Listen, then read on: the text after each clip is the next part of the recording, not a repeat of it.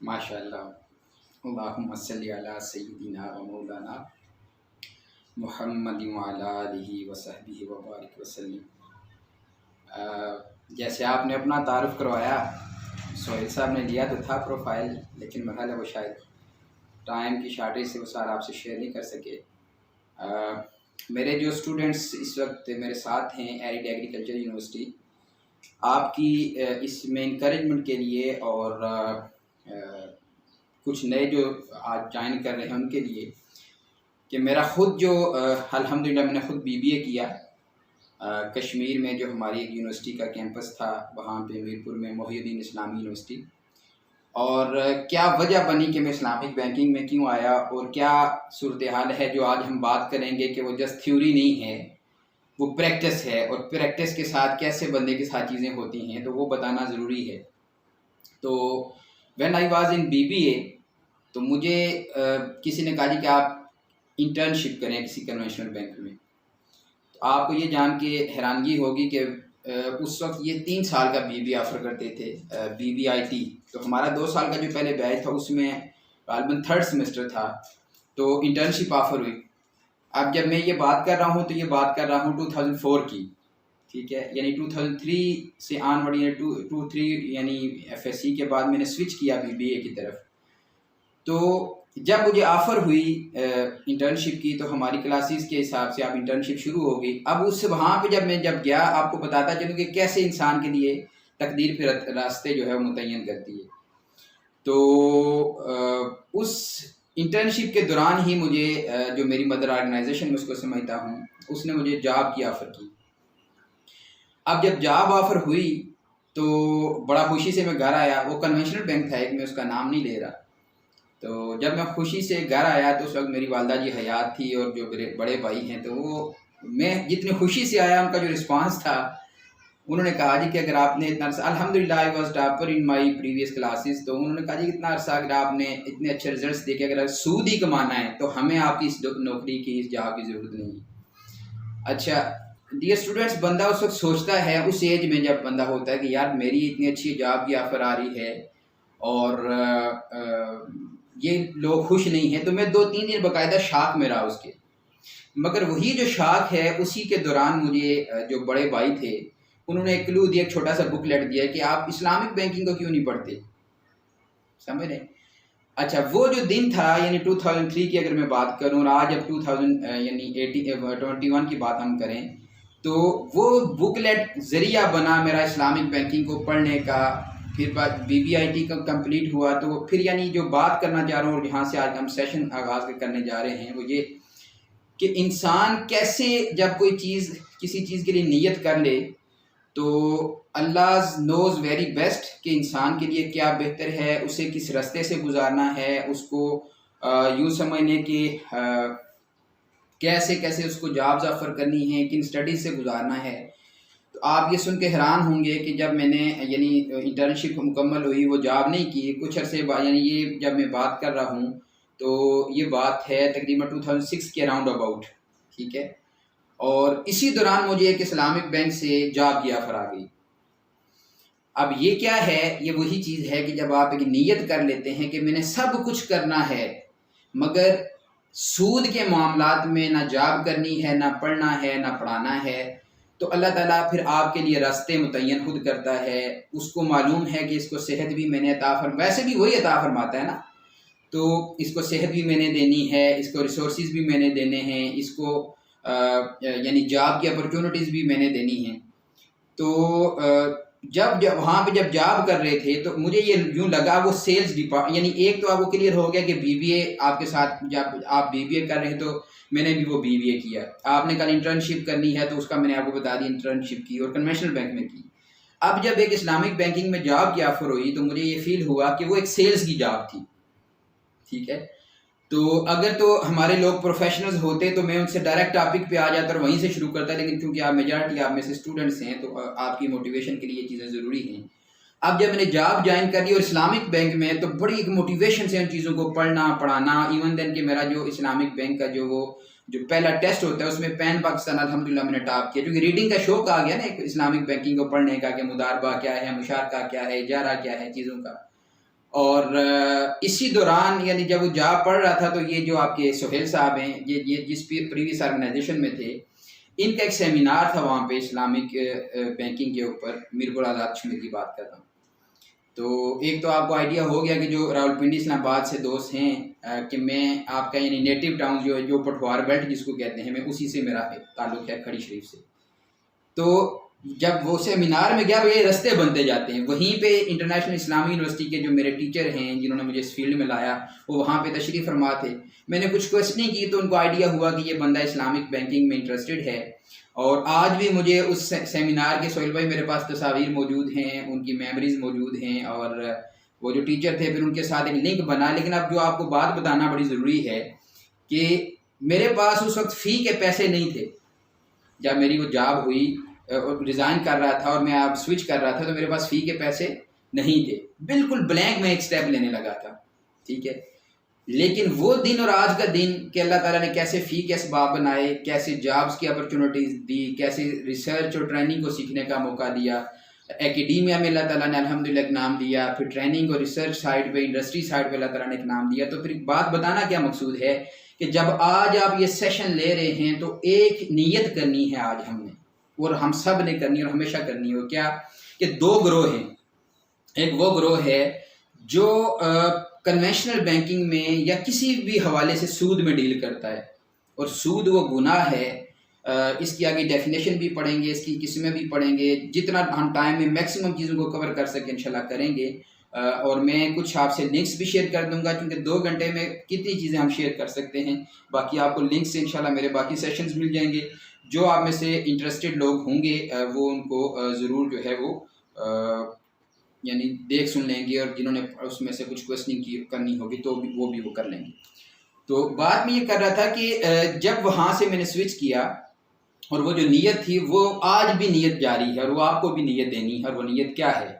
वो नीयत ये है कि मौला 2 ग्रोह हैं। एक वो हैं जो सूद में डील करते हुए, और ये एक ऐसा गुनाह और एक ऐसा अमल है जो जिसके लिए सख्त वईद आई है। शिर्क के बाद अगर किसी गुनाह के लिए सख्त वईद आई है तो वो आपका ये जो कंसेप्ट है सूद का, वो ये है। क्यों वईद आई है सख्त, इंशाल्लाह इसको भी डिस्कस करेंगे।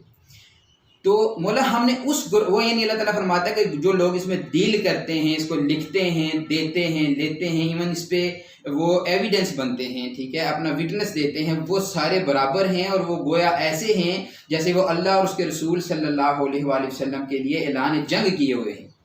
तो गोया अब कौन है जो अल्लाह और उसके रसूल सल्लल्लाहु अलैहि वसल्लम के साथ ऐलान जंग करते हुए उसे जीत भी सके। आज उम्मत मुसलमान की अगर हम हालत की बात करें, पूरी दुनिया की बात करें, जिन वबाई अमराज से हम गुजर रहे हैं, तो ये बेसिकली जो हमने अल्लाह और उसके रसूल सल्लल्लाहु अलैहि वसल्लम के अहकामात से दूरी अपनाई है, ये उससे वापस बुलाने के लिए रास्ता है, ठीक है। तो ऑलरेडी हम कई चीज़ों में ये कर रहे हैं। अभी हम थोड़ी देर पहले बात करेंगे, आगे जाके आप शायद होंगे कि बावजूद ये कि डायरेक्ट हमारी इंटरेस्ट में डीलिंग नहीं है, लेकिन फिर भी हम सूद खोरों में शामिल हो रहे हैं। वो कैसे, इंशाल्लाह आपसे शेयर करता हूँ। तो नीयत क्या करनी है कि मौला उस ग्रोह में हमें शामिल फरमा, और आज से हम उस ग्रोह में शामिल हो रहे हैं कि जो इस सूद को ख़त्म करने के लिए, इसका मुतबादल लाने के लिए जो तेरे और तेरे महबूब ने अहकामात दिए हैं, उसकी रोशनी में एक इकनॉमिक सिस्टम डेवलप करने के लिए, एक फाइनेंशियल सिस्टम डेवलप करने के लिए, और एक बैंकिंग सिस्टम उसको स्ट्रेंथन करने के लिए हम उस ग्रोह में शामिल होते हैं। ये आज आपने नीयत करनी है। और ये इस नीयत क्या चीज़ है, नीयत के हवाले से 2 बातें बताता चलूँ, और इंशाल्लाह फिर हम आगे मूव करते हैं कि नीयत एक ऐसा अमल है जो सिर्फ आप जानते हैं और आपका मालिक जानता है। वो छुपा हुआ दिल का एक अमल है, ठीक है। और दूसरी चीज़ ये है कि अच्छी नीयत, हदीस मुबारक सुनाता चलूँ कि ताजदार कायनात सल्लल्लाहु अलैहि वसल्लम फरमाते हैं कि एक बंदा है, उसने नीयत की कि मुझे शहादत की मौत अता हो, मगर वो आखिरी उम्र में किसी मर्ज़ की वजह से उसकी डेथ हो जाती है। तो उस नीयत की वजह से जो उसने शहादत की थी, अब डेथ उसकी जो है वो जाके होती है मर्ज़ की वजह से, मगर उसका जो अजर मिलेगा वो नीयत, वो शहादत का मिलेगा। अब सवाल ये है कि उसको जो अजर शहादत का मिलेगा वो किस चीज़ की वजह से मिल रहा है, ठीक है, वो उसकी नीयत की वजह से मिल रहा है। दूसरी छोटा सा वाक़या आपने सुना होगा, नहीं सुना तो आपके लिए अर्ज़ करता चलूँ कि अल्लाह के कोई वली सफ़र में जा रहे थे, रास्ते में उनका कोई जानने वाला था, उसके पास रुके, तो वो आगे उसने मकान की तामीर शुरू कर रखी थी। तो एक साइड पे उसने अपना जो है एक रोशनदान रूम में बनाया हुआ था, तो अल्लाह के वली उनसे पूछने लगे कि आपने रोशनदान क्यों बनाया है? तो उन्होंने कहा जी कि इसलिए बनाया कि यहाँ से रोशनी आएगी, ताज़ा हवा आएगी। अब बीबीए के वो स्टूडेंट्स जिन्होंने अभी आगे कैरियर बनाना है, जो जॉब्स के लिए सोचते हैं, जो इनकम के लिए सोचते हैं, फर्दर स्टडीज़ के लिए सोचते हैं, यह आपके लिए बड़ी ज़रूरी बात है। तो उन बुज़ुर्गों ने ये कौल फरमाया, कहते हैं कि अगर आप रोशनदान बनाएंगे तो वो आपको रोशनी और आवाज़ें तो आएंगी, ताज़ा हवा भी आएगी, रोशनी भी आएगी, तो आप ये नियत क्यों नहीं कर लेते कि बाहर जब अजान की आवाज़ होगी तो उस अजान की आवाज़ के ऊपर सुन के मैं नमाज के लिए जाऊंगा। तो इससे क्या होगा, तुम्हारी आवाज़ जो आ रही है, जो रोशनी आ रही है, उसको ये नियत रोकेगी नहीं, मगर साथ तुम्हें अजर मिलता रहेगा। तो जब आप बीबीए की स्टडीज़ कर रहे हैं तो याद रखें कि राज़िक अल्लाह है जो आपका रिज़्क लिख दिया है। एक लुकमा आपका मिसनम नहीं खा सकती, मिसनम का एक लुकमा आप नहीं खा सकते, सोहेल भाई मेरे से का एक लुकमा नहीं खा सकता, मैं रोहेल भाई का या जो इनके दूसरे भाई हैं उनका कोई एक लुकमा नहीं खा सकता। लेकिन नीयत ये करनी है कि मालिक हमने आज के बाद जो तूने मौका दिया है, इसी रावलपिंडी में बेशुमार दोस्त हैं, पूरे पाकिस्तान में आपकी एज के बेशुमार दोस्त हैं जिनके पास स्टडीज़ के ऑप्शन नहीं हैं। देन वाई यू, अल्लाह ताला ने आपको क्यों मौका दिया कि आप इस्लामिक बैंकिंग को पढ़ें और आज के सेशन में आएँ और आगे फर्दर आपको स्टडीज़ का मौका दिया है। हम अल्लाह के कोई बहुत ब्लेस्ड लोगों में से नहीं है कि अल्लाह ताला ने ये नाम हम पे किया है, हम उसकी मखलूक हैं, मगर हमें ये फील होना चाहिए कि यस हम ब्लेस्ड, हमें इसके ऊपर ब्लेसिंग फील करनी चाहिए कि अगर उसने ये मौका दिया है तो हम अपनी स्टडीज़ को, अपनी आगे की जितने भी अपॉर्चुनिटीज़ हैं उनको यूटिलाइज करें। अब सूद से शुरू करते हैं और फिर बैंकिंग की तरफ आते हैं और फिर आगे उसके जो प्रैक्टिकल एस्पेक्ट्स हैं उसके ऊपर आते हैं। आप मुझे बताएं कि यहाँ पे बैठे हुए हम फेसबुक पे पोस्ट तो कर देते हैं कि या अल्लाह फ़लस्तीन के बच्चों के हाल पे रहम करो, यहूदियों को गालियाँ भी दे लेते हैं, ठीक है, गोरों के लिए बड़ा बुला भी कह देते हैं, ठीक है, मगर मुझे ये बताएं कि क्या ऐसे दुनिया से निज़ाम ख़त्म होगा? अब इस वक्त जो आपको, चाहे वो कश्मीर हो, फ़लस्तीन हो, जहाँ जहाँ कहीं पे भी अगर मुसलमान आपको पिसता हुआ नज़र आ रहा है, उसकी बेसिक वजह एक है, और वो बेसिक वजह क्या है कि जो हैव्स हैं उन्होंने हैव्स नॉट के ऊपर एक जो है वो कब्ज़ा रखा है। और वो कैसे रखा है? वो इसी सिस्टम से रखा है जिसको आप सूद कहते हैं। अब इस सूद की कबाहतें क्या हैं? पहले सूद क्या है? सूद आपका दो तरह का होता है, एक लोन का सूद है जिसको रिबा अल कर्ज़ कहते हैं, ठीक है, उसी का नाम है रिबा अल कुरान, इसी का नाम है रिबा अन नसिया और इसी का नाम है रिबा अल जाहिलिया। अब सबसे पहले रिबा की डेफिनेशन पढ़ लेते हैं, उसके बाद फिर जो है हम जाके यूँ समझें कि इन सारे नामों की वजह तस्मीर समझ लेते हैं। सूद, जो कर्ज का सूद है वो क्या है कि उसकी बेसिकली जो कोटेशन है, जिसको आप क्या कहते हैं, इक्वेशन है, वो क्या है कि loan is equal to loan plus predetermined benefit. ये आपका सूद है, ये इंटरेस्ट है, ये यूजर है, इसको जो भी नाम दे लें। और सूद की कोई किस्म है, उसका कोई नाम है, उसकी कोई शेप है, वो कहीं पे भी हो रहा है, कुरान और सुन्नत ने उसको सरीहन हराम करार दिया है। और याद रखिए कि जिस चीज़ को कुरान पाक ने सरीहन हराम करार दे दिया हो, दुनिया का कोई आलम उसको हलाल नहीं कर सकता। अलग बात है कि हम उस मुल्क की फ़िज़ाओं में सांस ले रहे हैं कि आज से कुछ अर्सा पहले पाकिस्तान के एक प्रेसिडेंट ने हमारे कुछ उलमा को कहा कि आप जो है वो इस फलां सूद की किस्म को जायज़ करने के लिए कोई रास्ता निकालें। तो अस्तगफिरुल्लाह माज़अल्लाह, जिस चीज़ को कुरान और सुन्नत की नस्स से कतई ने मना फरमा दिया, उसको आप हलाल नहीं कर सकते। तो क्या डेफिनेशन बताई कि वो सूद, वो रकम, यानी एक बंदे ने 100 रुपया दिया और उसने कहा जी कि वापस मैं आपसे 110 रुपया लूंगा, तो ये कर्ज की ट्रांजैक्शन हुई। तो रिबा is equal to loan plus predetermined benefit, ठीक है। अब इसमें जो मैं आपसे जो लिंक्स शेयर करूंगा उसमें से आपको कुछ चीज़ें जो हैं वो मिल जाएंगी और उसमें से आपको इन सारी चीज़ों की एलैबोरेशन भी मिल जाएगी। लेकिन उस टाइम को बचाते हुए मैं कोशिश ये कर रहा हूँ कि आपसे मैंने ये लिंक शेयर किया है, इसी के ऊपर आपको बेशुमार दूसरे सेशंस भी मिल जाएंगे जो आपके लिए बेनिफिशियल होंगे। अच्छा, अभी तक जो आपके स्टूडेंट्स हैं वो तकरीबन हुए हैं 28, यानी 3-4 लोग हम भी डाल के तकरीबन 25 लोग हैं। बहरहाल मैं अब आस्ता इसको शुरू कर रहा हूँ क्योंकि हमारा जो टाइम है उसी के अंदर हमें उसको मैनेज करना है। तो बात अब ये मैं कर रहा था कि सूद की इस ट्रांजेक्शन को जो यानी कुरान और सुन्नत ने इसको मना फरमाया। और एक याद रखिए, सूद की कोई डेफिनेशन कुरान पाक में नहीं आई। यहाँ पे ये चीज़ भी क्लियर कर लें कि वो जो लोग कहते हैं कि कुरान पाक में हर चीज़ है और वो सुन्नत को और हदीस के कतई मुनकर होते हैं, उनके लिए बात बड़ा जानना ज़रूरी है कि खुद ताइदार कायनात सल्लल्लाहु अलैहि वसल्लम की ऐसी रवायात मौजूद हैं, वो खुद आगे पूछ रहे हैं कि जो है वो आप जो है फैसले कैसे करेंगे, और उसमें सुन्नत की और इजमा की और क़ियास के रास्ते आगे निकल रहे हैं। तो सूद की कोई डेफिनेशन कुरान पाक में नहीं है। सूद की डेफिनेशन कहाँ पे है? वो हदीस है। अरबिक उसकी पढ़ देता हूँ, उसकी मैंने एलेब्रेशन आपको कर दी है, ठीक है। तो उसकी अरबिक है, कुल्लु कर्दिन जर्रा मनफातन फहुवा रिबा, every loan which draws benefit is known as interest.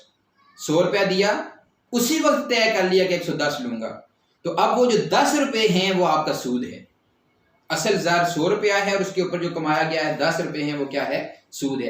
अब इसी सूद की ये जो किस्म है, इसको कहते हैं रिबा अल कर्द। इसलिए रिबा अल कर्द कहते हैं क्योंकि ये कर्ज की ट्रांजैक्शन में होता है।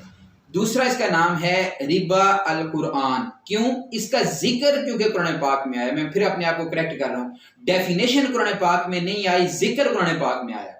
2 चीजें होगी। तीसरा इसका नाम है रिबा अल जाहिलिया, क्योंकि ये ज़माना जहालत में पाया जाता था, इसलिए इसको कहा जाता है कि रिबा अल जाहिलिया। राजा फुरकान अपना ऑडियो म्यूट कर दें।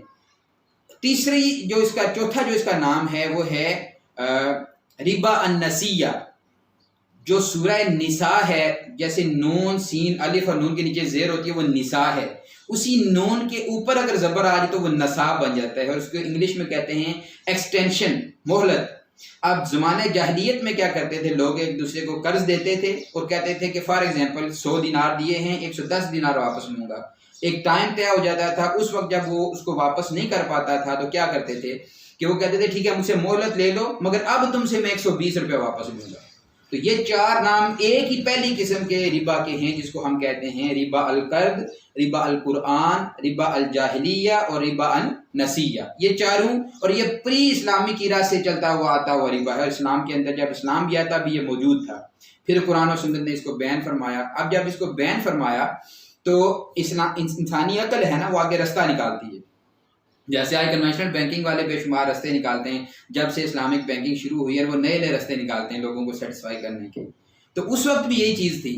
और आज आप में से मैंने क्वेश्चनिंग नहीं की, मुझे चूँकि मना किया गया कि आपका पहला सेशन इस तरह का कुछ हो रहा है, वरना मेरे ट्रैक जो सेशंस होते हैं हम एक दूसरे से सीखते हैं और उसमें क्वेश्चनिंग बहुत होती है एक दूसरे से। तो आगे आएगी हर बारी, बिल्कुल छोड़ेंगे नहीं आपको। तो उसमें अब क्या करते थे मुशरिकीन मक्का कि उन्होंने क्या करना शुरू कर दिया? उन्होंने ये करना शुरू कर दिया कि अच्छा, इसका मतलब है कि कुरान ने ये कहा है कि 100 रुपये पे 10 लोगे एक्स्ट्रा तो वो सूद है, चलो एक और काम करते हैं। उसी 100 रुपये का क्या करते हैं? लेते हैं आटा, गंदम, जौ, सोना, चांदी, ठीक है, नमक, खजूरें, ये लेते हैं। 1 किलो की देंगे और वापस क्या करेंगे? 1.25 किलो या 1.5 किलो लेंगे।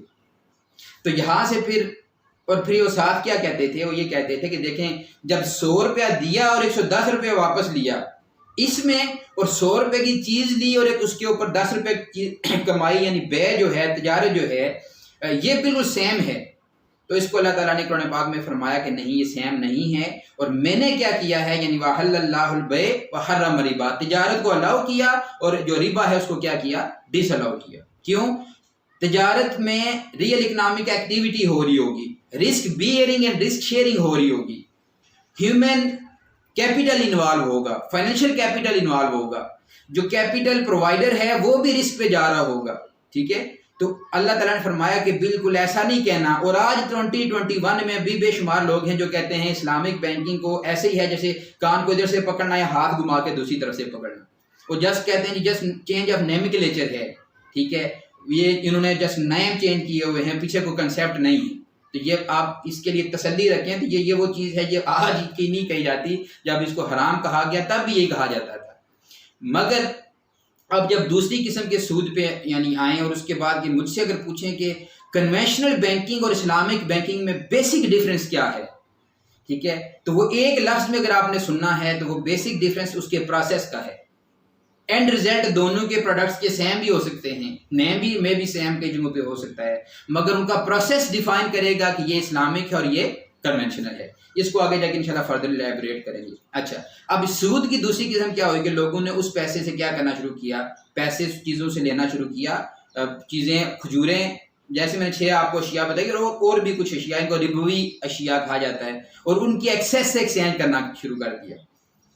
अब हदीस में फिर इस सूद को भी मना फरमाया गया। अब ये वाला जो सूद था, जो कमोडिटीज वाला सूद था, इसके भी 2-3 नाम आपने इसको कहते हैं रिबा अल हदीस, रिबा अल अशिया, रिबा अल फद्ल, रिबा अल बै या रिबा अल तिजारा। ठीक है, अब रिबा अल हदीस क्यों कहते हैं? क्योंकि इसका जिक्र हदीस में आया।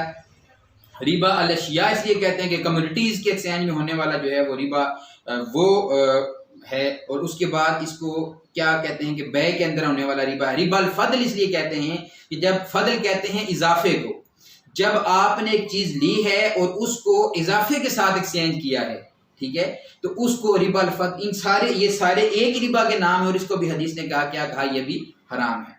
अब यहाँ पे एक वाक़या सुनाता है, जो हज़रत बिलाल हबशी रज़ी अल्लाह ताला अन्हु ताजदार कायनात सल्लल्लाहु अलैहि वसल्लम की बारगाह में तशरीफ़ लाते हैं और एक ट्रांजैक्शन शेयर करते हैं। और वो ट्रांजैक्शन क्या थी? आपने अर्ज़ किया, या रसूलल्लाह सल्लल्लाहु अलैहि वसल्लम, मैंने जो हाई लो क्वालिटी की डेट्स थी उनसे एक्सचेंज किया है हाई क्वालिटी की डेट्स को।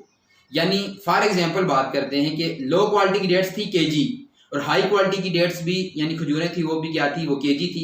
दोनों को एक्सचेंज किया है।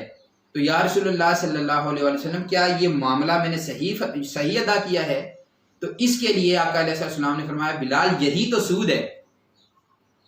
तो अब वो क्या पूछ रहे हैं, या रसूलुल्लाह फिर सोल्यूशन क्या है? आप देखें ताजदार कायनात सल्लल्लाहु अलैहि वसल्लम कि उस जमाने में बैठ के कितने बड़े इकोनॉमिस्ट थे। ठीक है, आप अलैहिस्सलाम ने फरमाया कि बिलाल ऐसा करो कि वो जो लो क्वालिटी डेट्स हैं उनको मार्केट में सेल आउट करो, और उस सेलिंग के बाद एक नॉमिनल जो तुम्हारे पास जो एक प्राइस की वैल्यू आएगी, उससे क्या करो, तुम हाई क्वालिटी की डेट्स को परचेज करो। अब देखिए एंड रिजल्ट तो सेम आ गया कि एक्सचेंज हो रहा है हाई क्वालिटी डेट्स का, मगर प्रोसेस चेंज हो गया। ठीक है, वैसे करते कि लो क्वालिटी और हाई क्वालिटी डेट्स की अब दोनों की मिकदार सेम है, लेकिन जब क्वालिटी चेंज होगी तो ताजदार कायनात सल्लल्लाहु अलैहि वसल्लम ने फरमाया ये भी सूद है। अगर वजन में अनइक्वल हो गया, एक्सचेंज हो गया, वो भी सूद है। एक जैसी अशिया अगर वो यदिन बाय यदिन ना हुई, हैंड टू हैंड ना हुई, इक्वल अमाउंट में ना हुई, इक्वल क्वालिटी में ना हुई, तो हर जगह पे सूद है। तो उसका सोल्यूशन एक तो ये दिया, दूसरा ये दिया कि जब भी इन 6 अशिया की आपस में ट्रांजैक्शन करो तो कोशिश करो ये हैंड टू हैंड हो, इक्वल इन अमाउंट हो, ठीक है, इक्वल इन क्वालिटी हो, तो फिर तुम एक्सचेंज कर सकते हो। ये दूसरी किस्म होगी। अब हम आ जाते हैं कि जब ये सूद वाला मामला समझ लिया आपने, तो अब मेरा जो अगला सवाल आप दोस्तों से ये है कि क्या वो दीन जिसने आपको सोने के, उठने के, खाने के, सफ़र करने के, छींकने के, जमाई लेने के, पानी पीने, हर एक चीज़ के जिस दीन ने आपको अहकामात दिए हैं, क्या उस दीन के पास आपकी माशी जो प्रॉब्लम्स हैं उनका सोल्यूशन नहीं है? मैं आपसे सवाल पूछता हूँ कि ये लोग कहते हैं जी इस्लामिक बैंकिंग, और फिर दूसरा सवाल ये करते हैं कि जी ये इस्लामिक बैंकिंग क्या उस वक्त भी हो रही थी? अब ये भी एक अजीब सवाल है। ठीक है, तो भाई उस वक्त तो फिर ये जहाज़ों पे सफ़र भी नहीं होता था, तो आज आप फिर जहाज़ों पे सफ़र क्यों करते हैं? बाद लोगों को यहाँ पे बिद्दत का दौरा पड़ता है कि जो भी आका अलैहिस्सलाम के ज़माने अक़दस में चीज़ नहीं थी, बाद में हो तो वो बिद्दत है। तो मैं ये कहता हूँ कि सबसे बड़ा बिद्दत तो फिर मेरा वजूद है, ये भी उस ज़माने में मौजूद नहीं था, मैं इसको क्यों बर्दाश्त कर रहा हूँ? ठीक है, तो बिद्दत एक अलग कंसेप्ट है, और ताजदार कायनात सल्लल्लाहु अलैहि वसल्लम की उन आयात को, उन अहादीस को, अल्लाह ताला की किताब की उन आयात को यूटिलाइजेशन करते हुए आका अलैहिस्सलाम ने बेशुमार सॉल्यूशंस दिए। वक्त कम है वरना मैं आपको बताता कि इस्लामिक माइक्रो फाइनेंसिंग का एक बहुत बड़ा बिजनेस मॉडल, उसका भी मैं कोशिश करूँगा आपसे लिंक शेयर कर सका, तो उसकी एक रिवायत भी आका अलैहिस्सलाम के ज़माने अक़दस में मौजूद है, और वो सारी माशी तालीमात, ठीक है, वो आपको कुरान पाक से मिल रही हैं, आपको हदीस से मिल रही है। ठीक है, अब ये है कि तीसरा जो एक शोबा है जिसे आज इस्लामिक बैंकिंग यानी कुरान से चल रही है, हदीस से चल रही है, और तीसरा है जिसको हम इजमा कहते हैं। कुरान पाक की आयत में पढ़ता हूँ, उसका आप सूरह निसा की आयत नंबर सूरह की 59 आयत है, आप उसको पढ़ लीजिएगा कि बिस्मिल्लाहिर्रहमानिर्रहीम, या अय्युहल्लज़ीना आमनू अतीउल्लाह व अतीउर रसूल व उलिल अम्रि मिनकुम फ़इन तनाज़अतुम फ़ी शैइन फ़रुद्दूहु इलल्लाहि व इलर रसूल, आगे इल्वा इलल आखिर यानी पूरी आयत है। तो सबसे पहले अल्लाह ताला फरमा रहा है कि ऐ ईमान वालों अल्लाह की अताअत करो। तो अल्लाह की अताअत कहाँ से पता चलेगी? उसकी किताब से। तो ये प्राइमरी सोर्सेज ऑफ शरिया बना पहला कुरान पाक, वो किताब जिसकी हिफाजत का जिम्मा अल्लाह ताला ने खुद लिया। अब उसके बाद कोई किताब नहीं आएगी, उसमें कोई चेंजिंग नहीं होगी। अगर खुदा न खास्ता लोग प्रिंटिंग में चेंजिंग कर भी देंगे, दुनिया की वाहिद किताब है जो इतने हुफाज के सीनों में महफूज है, और कोई किसी किताब को, इतनी बड़ी किताब को हिफ्ज भी नहीं किया जा सकता। ठीक है, अच्छा अब आगे आए कि दूसरा व अतीउर रसूल। अब आका अलैहिस्सलाम की इताअत का कहाँ से पता चलना है? आपकी सुन्नत से। आपकी सुन्नत तीन तरह की है, आपके अकवाल हैं, आपके अफ़आल हैं, और बेशुमार मामलात पे आपकी खामोशी मुस्तफ़ा भी सुन्नत का हिस्सा है। और खामोशी उसी पे फरमाई ताजदार कायनात सल्लल्लाहु अलैहि वसल्लम ने कि जिस अमल के ऊपर रज़ामंदी, अगर आका अलैहिस्सलाम के सामने कोई अमल हो रहा होता और उसको कुरान और सुन्नत के खिलाफ समझते तो हमारा तो इस पे ईमान है ना, कभी हो नहीं सकता था ताजदार कायनात सल्लल्लाहु अलैहि वसल्लम उस पे कुछ ना कुछ इरशाद ना फरमाते। तो जो खामोशी है, इस पे फुकहा ने कहा ये बेसिकली उस खामोशी से भी आगे कुछ टीचिंग्स ली गई कि हाँ फलां फलां मौके पे आका अलैहिस्सलाम ने जो खामोशी इख्तियार फरमाई थी उसको भी हम अपनी सुन्नत का हिस्सा रखते हैं।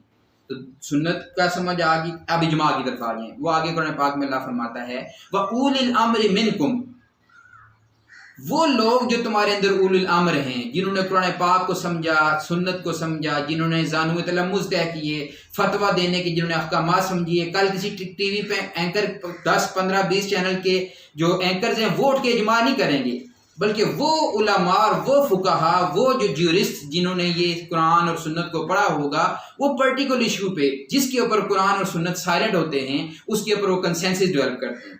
अब बेशुमार लोग जो हदीस के मुनकर हैं वो इजमा के भी मुनकर हैं।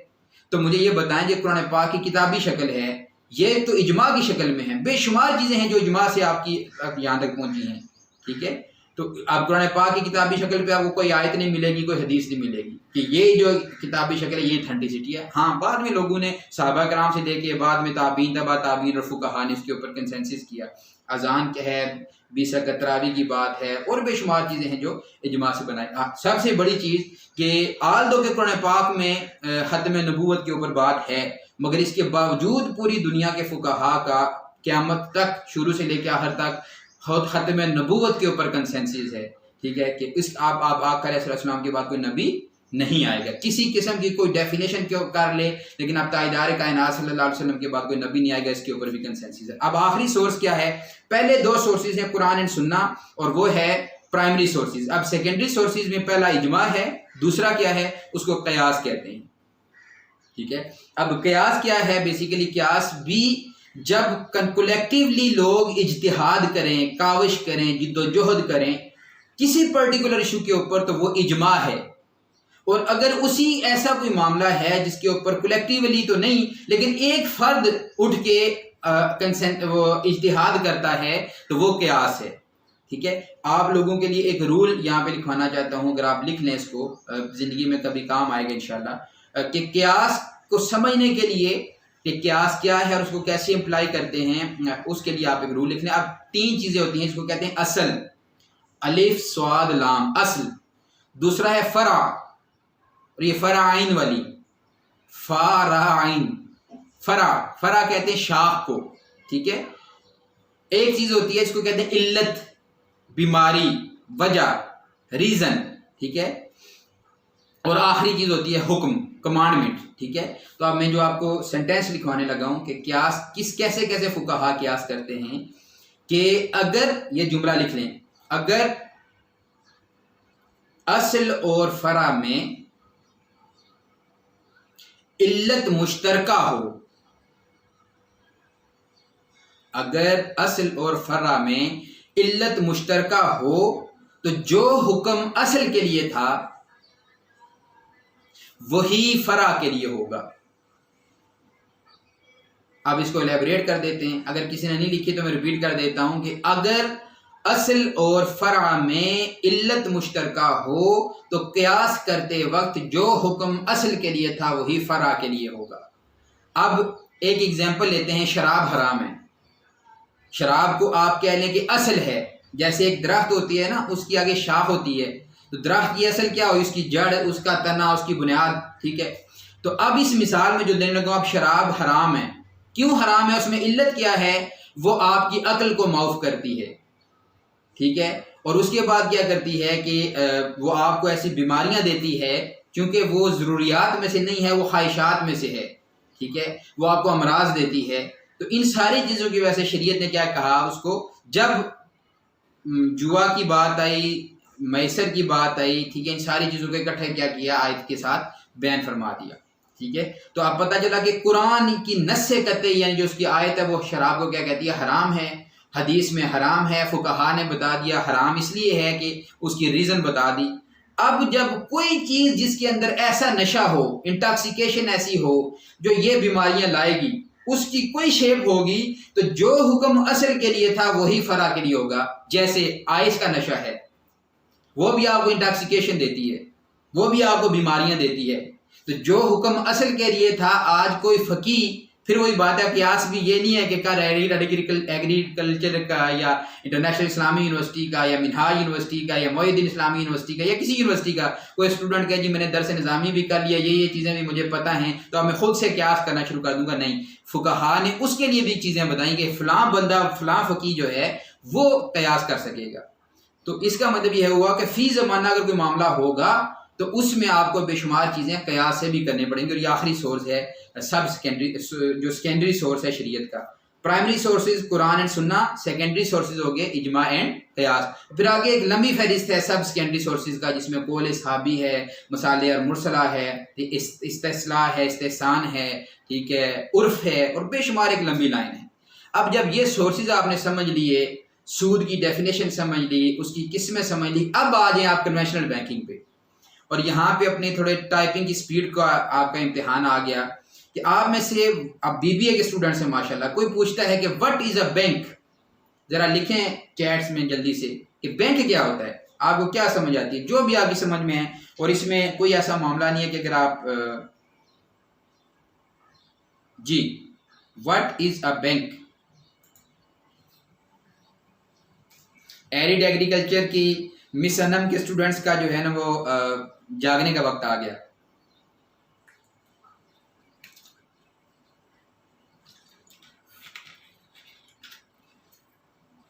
दो तीन डेफिनेशंस तो आनी चाहिए, वरना मैंने नाम लेना शुरू कर देना कि फलां बंदा बताए। व्हाट इज अ बैंक, आपने इंट्रोडक्शन टू बैंकिंग में पढ़ा होगा लाजमी तौर पे।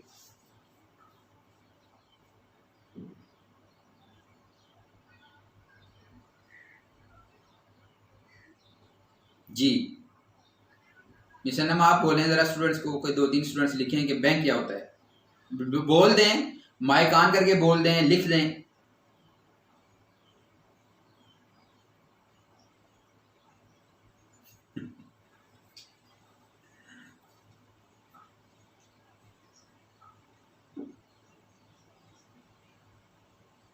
जी जी जी जी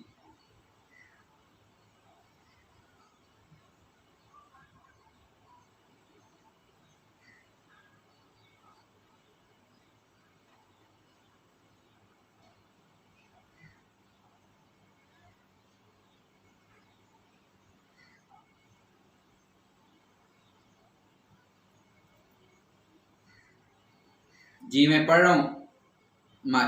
माशाल्लाह मैं पढ़ रहा हूँ।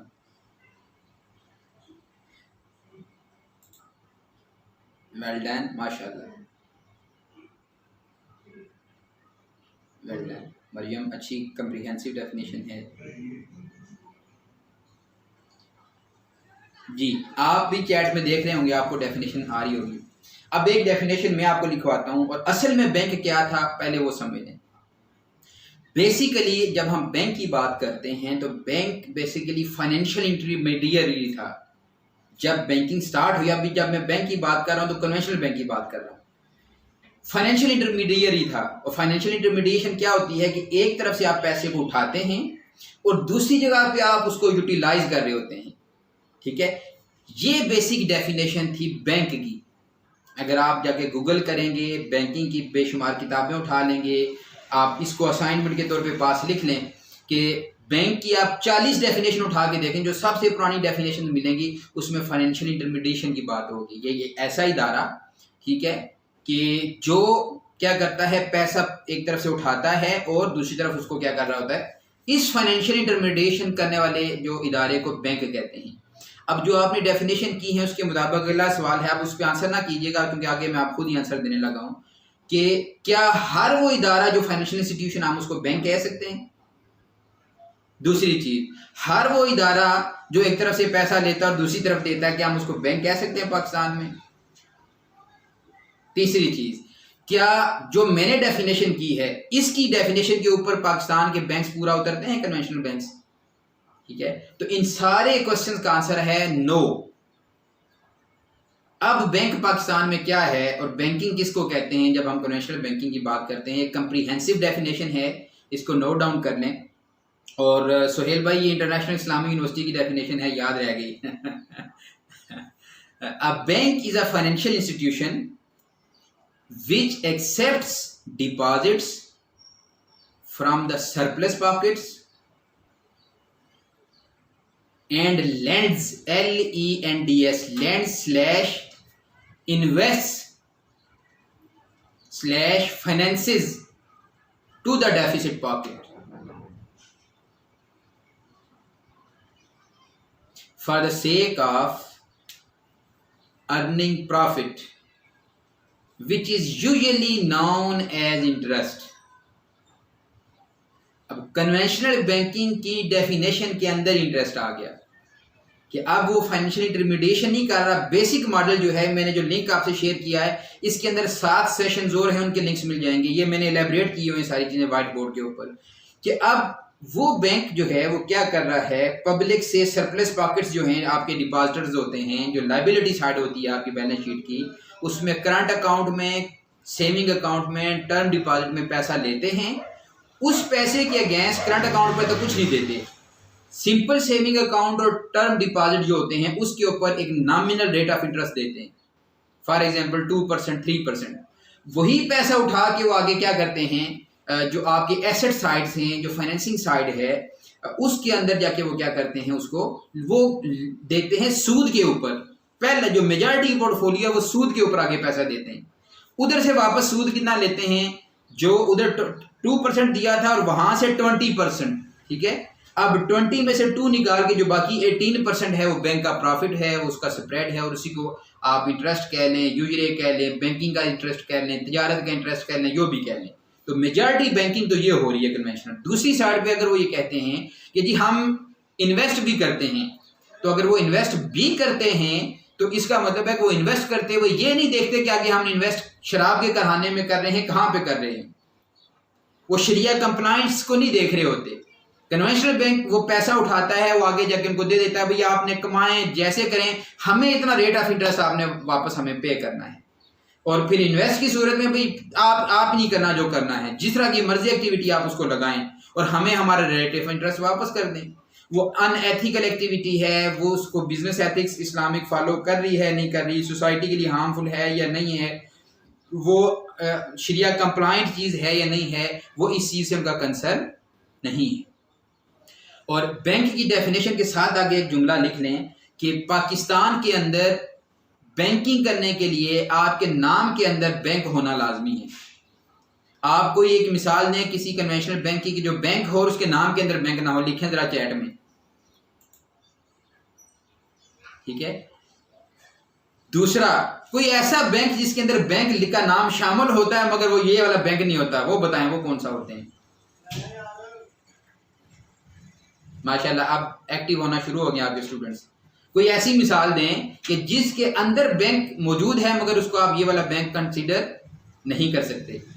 मैं बता देता हूँ, blood bank, book bank, class bank. ठीक है, इसका मतलब ये हुआ कि सिर्फ बैंक से भी लिखने से वो चीज़ नहीं। अब अगली सूरत क्या रिस्ट्रिक्शन है पाकिस्तान में, प्रूडेंशियल रेगुलेशन ये बताती हैं कि वो central bank of the Pakistan से रेगुलराइज्ड और शेड्यूल होगा तो अपने आप को बैंक कह सकेगा। बात समझ गए हैं? तो ये हो गया कन्वेंशनल बैंक, उसकी डेफिनेशन। अब रेगुलेटर पाकिस्तान में कौन है, जिसको आप सेंट्रल बैंक ऑफ पाकिस्तान कहते हैं। ठीक है, और अब यहाँ पे आपको एक बात बताता चलूँ कि वही सेंट्रल बैंक इस वक्त इस्लामिक बैंकिंग को भी डील कर रहा है। इस पे भी सवालात होते हैं, आगे जाके इंशाल्लाह उसको ओपन करेंगे। मगर अब यहाँ पे आ जाए कि डेफिनेशन लिख ली, ये लिख दिया कि वो सेंट्रल बैंक से मस्ट बी रेगुलराइज्ड होना चाहिए। और तीसरा कि banking is the name of continuous process. ठीक है, जब यही सारा मल पैसा लेने का देने का सूद के ऊपर इसी चीज को सर्कुलेशन करेंगे तो इसको आप बैंकिंग कहते हैं। और इसके ऊपर एक बड़ा सा क्रॉस लगा दें कि इस्लाम ने इसको अलाउ नहीं किया। अगर कर्ज के ऊपर पैसा लेन देन होगा, सूद होगा, तो जो हम डेफिनेशन पढ़ रहे थे सूद, और आज के सेशन के बाद अगर मेरे आप जितने भी स्टूडेंट्स हैं अगर इनको सूद की डेफिनेशन ना याद रहे तो मैंने एरिड एग्रीकल्चर आ जाना किसी दिन, वहां से दूर नहीं है, वहां पे फिर समझाऊंगा पूरा दिन लगा के। तो सूद की डेफिनेशन जिन लोगों ने शुरू में नोट किया वो नोट करनी है, ये क्वेश्चन है और ये मैंने आपको बाद में इंशाल्लाह इस सेशन का ये मैम लिंक भी शेयर कर देंगी, इनको सुने दोबारा। मैंने स्लाइड इसीलिए नहीं दी कि स्लाइड में तो जो लिखा होगा या आप नोट कर रहे होंगे या स्लाइड्स को पढ़ रहे होंगे या मुझे देख रहे होंगे या क्वेश्चन लिख रहे होंगे। मैं कोशिश करूँ कि जितने टाइम में मैक्सिमम जो कुछ आपका हिस्सा है वो आज आपके साथ शेयर किया जाए। और यहाँ पे ये बात भी बताता चलूँ कि ये जो सारी मेहनत है वो आज आपकी यूनिवर्सिटी ने या किसी को फाइनेंशियल बेनिफिट के लिए टाइम नहीं लगा रहा। एक नीयत जो मैंने शुरू में बताई थी कि आप में से बेशुमार लोगों को कल मैं इस्लामिक बैंकिंग की इंडस्ट्री में देखना चाहता हूँ, इस्लामिक बैंकिंग की एकेडेमिया में देखना चाहता हूँ, उसकी रिसर्च में देखना चाहता हूँ, एमफिल पीएचडी और पोस्ट डॉक्टरेट तक देखना चाहता हूँ। तो एक मिशन है इस्लामिक बैंकिंग जिसके लिए काबिज और जिद्दोजहद कर रहे हैं। ठीक है, अच्छा फहद अपना ऑडियो म्यूट कर दें। तो अब जब कन्वेंशनल बैंक की डेफिनेशन पढ़ ली, उसका कंसेप्ट बेसिक बिजनेस मॉडल समझ लिया, और ये जो मैं फिर अगेन कह रहा हूँ कि जो मैंने आपसे लिंक शेयर किया था अगेन कर देता हूँ, इसके अंदर उस कन्वेंशनल बैंकिंग और इस्लामिक बैंकिंग की बिजनेस मॉडल का डिफरेंस भी है, काइबोर के ऊपर जो क्वेश्चनिंग होती है वो है, ठीक है, शरिया ऑडिट कैसे होता है, लाइबिलिटी साइड पे चीज़ें कैसी होती हैं, वो डिटेल से आपको सेक्शन उसमें इसी चैनल के ऊपर मजीद मिल जाएंगे। अच्छा, अब आ जाए इस्लामिक बैंक की तरफ। ठीक है, इस्लामिक बैंक क्या है? तो पहली बात यही, अब लिखें जरा आप लोग क्या कहते हैं। वैसे ही जैसे कन्वेंशनल बैंक की डेफिनेशन दी थी, आप जरा इस्लामिक बैंकिंग की डेफिनेशन भी दें, इस्लामिक बैंक की या इस्लामिक बैंकिंग की। टाइम कम है और चीज़ें बहुत सी रहती हैं, कोशिश करता हूँ कि ज़्यादा से ज़्यादा चीज़ें हम शेयर करें। जी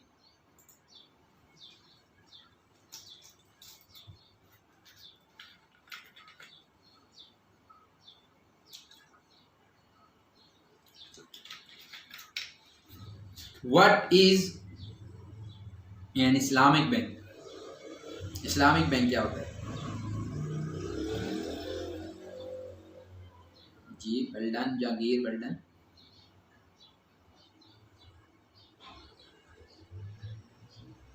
अमीर हमजा, ठीक है, ये कंसेप्ट आपने दिया है, लेकिन जैसे कन्वेंशनल को हमने डिफाइन किया था, इस्लामिक बैंक क्या होगा? Yes please, well done Umar Qadir. आगे नेक्स्ट आदिल।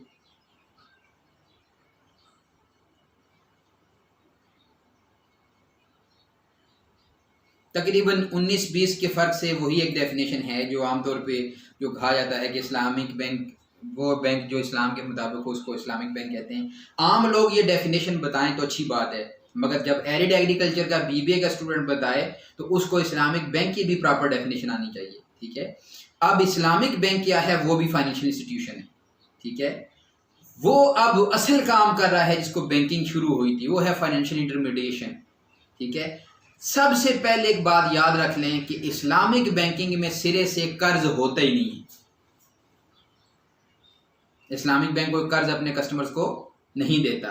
एक जगह है जहां पे वो कर्ज लेता है, वो है करंट अकाउंट। इस्लामिक बैंक्स के जितने भी करंट अकाउंट हैं, लोकल करेंसी, फॉरेन करेंसी, वो कर्ज बेस पे होते हैं। और वो कर्ज कौन सा कर्ज? जिसके अगेंस्ट इस्लामिक बैंक ने कुछ पे नहीं करना होता। तब जब कर्ज निकल गया तो इसका मतलब है कि कर्ज के अगेंस्ट कुछ नहीं उसने देना। जो नहीं देना तो उसका मतलब है कि यहाँ पे एक बात क्लियर होगी कि जब इस्लामिक बैंकिंग किसी को कर्ज दे नहीं रहा, उसके ऊपर लेना तो बाद की बात है। तो इसका मतलब है कि सूद का एलिमेंट, ये जो रिबा अलकर्द वाला ऑप्शन था, रिबा नसिया वाला, रिबा जाहिलिया वाला, वो ऑप्शन ही खत्म हो गया। इस्लामिक बैंक सब कुछ कर सकता है मगर सूद का मामला नहीं कर सकता। एक चीज अपने आपने नोट कर लेंगे। दूसरी बात, वो भी फाइनेंशियल इंस्टीट्यूशन है। पाकिस्तान की बात करें तो उसके नाम के अंदर भी जो है वो बैंक का वर्ड होना लाजमी है। और तीसरी चीज, उसको जो सेंट्रल बैंक ऑफ पाकिस्तान है वही रेगुलराइज कर रहा है, वही लाइसेंस इशू करता है और वही उसका रेगुलेटर है। ठीक है जी, तो इसका मतलब ये हुआ कि N Islamic bank is a financial institution. ठीक है, अब वो क्या कर रहा है, वहां पे क्या कर रहा था, विच एक्सेप्ट्स डिपॉजिट्स, ठीक है, फ्रॉम सरप्लस पॉकेट्स, और फिर लेंड्स और जो फाइनेंस करता था टू द डेफिसिट, किसके बेस के लिए, अपने उस प्रॉफिट के लिए जिसको हमने सूद कहा। अब इस्लामिक बैंक जो एक्सेप्ट तो कर रहा है सरप्लस पॉकेट से, सरप्लस पॉकेट्स वो लोग, माशरे के वो लोग जिनके पास अपनी ज़रूरियात से ज़ायद का पैसा है और वो जो है वो आपके साथ शेयर कर रहे हैं। मगर करंट अकाउंट में जब लेगा तो कर्ज की बेस के ऊपर लेगा, इस शर्त के साथ लेगा कि वो उसको वापस करेगा। और सेविंग अकाउंट में जब भी वो पैसा कस्टमर के साथ लेगा और टर्म डिपॉजिट में, तो वर्ड अपने पास लिख लें मुदारबा, मीम दौद अलिफ रा बा हा, मुदारबा। इंग्लिश में लिख लें MUDARABAH, मुदारबा। ठीक है, ये एक बेसिक कॉन्टेक्ट, आगे जाके इंशाल्लाह आप कर्ज और इसको भी पढ़ेंगे। ठीक है, यस। अब इस्लामिक बैंक जो आपने बात की कि वो ऐसा इंस्टीट्यूशन है कि जो लाइबिलिटी साइड पे पैसा लेते वक्त सबसे पहली चीज क्या करता है, अब हम इस्लामिक बैंक की लाइबिलिटी साइड जो है जहां से पैसा आ रहा होता है उसको डिफाइन करते हैं कि जब वो करंट अकाउंट में भी पैसा लेगा तो कस्टमर्स के उसका सोर्स ऑफ इनकम पूछेगा। मेरी बात समझ रहे हैं? हम और आप, मैं और आप जब अपना बिजनेस खोलते हैं, राजा बाजार में खोल लेते हैं, ठीक है, 6 रोड पे खोल लेते हैं, जो आपकी मरी रोड है उस पे खोल लेते हैं, एरिड एग्रीकल्चर के सामने खोल लेते हैं, वो जो सामने आपकी फूड स्ट्रीट वहां पे खोल लेते हैं। हम किसी कस्टमर से पूछते हैं कि आप जो हमारे पास चीज लेने आ रहे हैं उसके लिए जो हमका पैसा है वो हलाल का है, हराम का है? कभी पूछा हमने या पूछेंगे? Answer is no. Islamic bank की शरिया कंप्लायंस का जो सबसे पहला चेक होता है, क्योंकि majority portion of the equity और लाइबिलिटी वो करंट अकाउंट होता है, तो वो उससे पूछता है कि क्या ये शरिया कंप्लायंट है या नहीं है। तो शरिया कंप्लायंस डिपार्टमेंट, शरिया ऑडिट, शरिया बोर्ड, एक्सटर्नल शरिया ऑडिट, रेगुलेटर, ये इन चीज़ों को चेक कर रहा होता है कि कहीं कोई ऐसा सोर्स ऑफ इनकम तो नहीं है जिससे उसने पैसा दिया हो और वो शरिया कंप्लायंट ना हो। अब यहाँ पे देखें कि बेशुमार लोग जिनका बिलियंस में डिपॉजिट होता है और उनका सोर्स ऑफ इनकम जो है वो शरिया कंप्लायंट नहीं होता, इस्लामिक बैंक उनको सिरे से क्रॉस कर देता है कि हम नहीं लेंगे। कन्वेंशनल बैंक ये काम करता है? जवाब दें ना जरा, करता है ये काम? नहीं करता। वो तो कहता है जहां से डिपॉजिट आएगा मोस्ट वेलकम। ठीक है, अब ये हो गया करंट अकाउंट आपका। तो यहाँ पे करंट अकाउंट में जब कर्ज का मामला है तो अकाउंट ओपनिंग फॉर्म में फिर कुछ चीजें हैं, वो आपको मैंने ये जो लिंक शेयर किया उसमें एक सेपरेट मैंने हमारा एक ट्रेनिंग सेशन हुआ था, उसमें मैंने पूरी लाइबिलिटी साइड को और अकाउंट ओपनिंग फॉर्म को डिस्कस किया है। अभी टाइम कम है तो वरना मैं आपको पूरा वो डिस्कस करता कि अकाउंट ओपनिंग फॉर्म में फिर हमने क्या क्या चीजें देखनी होती हैं। बहरहाल जो चूंकि आज का जो टॉपिक है कि प्रैक्टिस क्या हो रही है इस्लामिक बैंकिंग की, तो करंट अकाउंट कर्ज बेस पे होता है, सोर्स ऑफ इनकम पूछा जाता है और कस्टमर को एक चीज छोटी दी। यहाँ पे एक बात बड़ी खास है कि कन्वेंशनल बैंक ये कहता है कस्टमर को, और इसके ऊपर 2-3 आंसर चाहूंगा मैं, कि जनाब अगर आपने हमसे सूद नहीं लेना ना, आप ऐसा करें हमारे पास करंट अकाउंट में पैसा रखवा दें। अब मेरा सवाल है आप दोस्तों से, मेल्स एंड फीमेल्स जो स्टूडेंट्स हैं, कि एक इस्लामिक बैंक और एक कन्वेंशनल बैंक का करंट अकाउंट वो प्रोसेस वाइज अगर देखा जाए, उसका एंड रिजल्ट देखा जाए तो वो सेम है। अब प्रोसेस की हम अलग बात करते हैं। एंड रिजल्ट ये है कि कन्वेंशनल भी उसके ऊपर कोई पैसे नहीं देता, एक्स्ट्रा नहीं देता, वो तो सूद, वो करंट अकाउंट पे कुछ देना ही नहीं है। इस्लामिक बैंक तो वैसे ही नहीं देगा। तो कन्वेंशनल बैंक अपने डिपॉजिटर को ये कहता है जनाब कि आप ऐसा करें कि आप हमारे से सूद अगर नहीं लेते तो आप अपना पैसा हमें क्या करें, करंट अकाउंट में रखवा दें। अब सवाल यह है कि what is the difference between the current account of the conventional bank and the Islamic bank. अब आपका इम्तिहान है जरा, वो क्यों इस्लामिक बैंक के पास करंट अकाउंट खोले जब सेम है दोनों का एंड रिजल्ट। जी 2-3 आंसर यहां पे जाऊंगा मैं।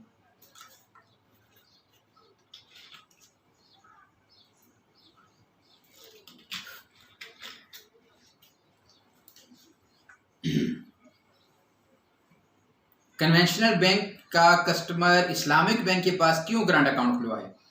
Being the students of the subject of Islamic banking, आप क्या कहेंगे?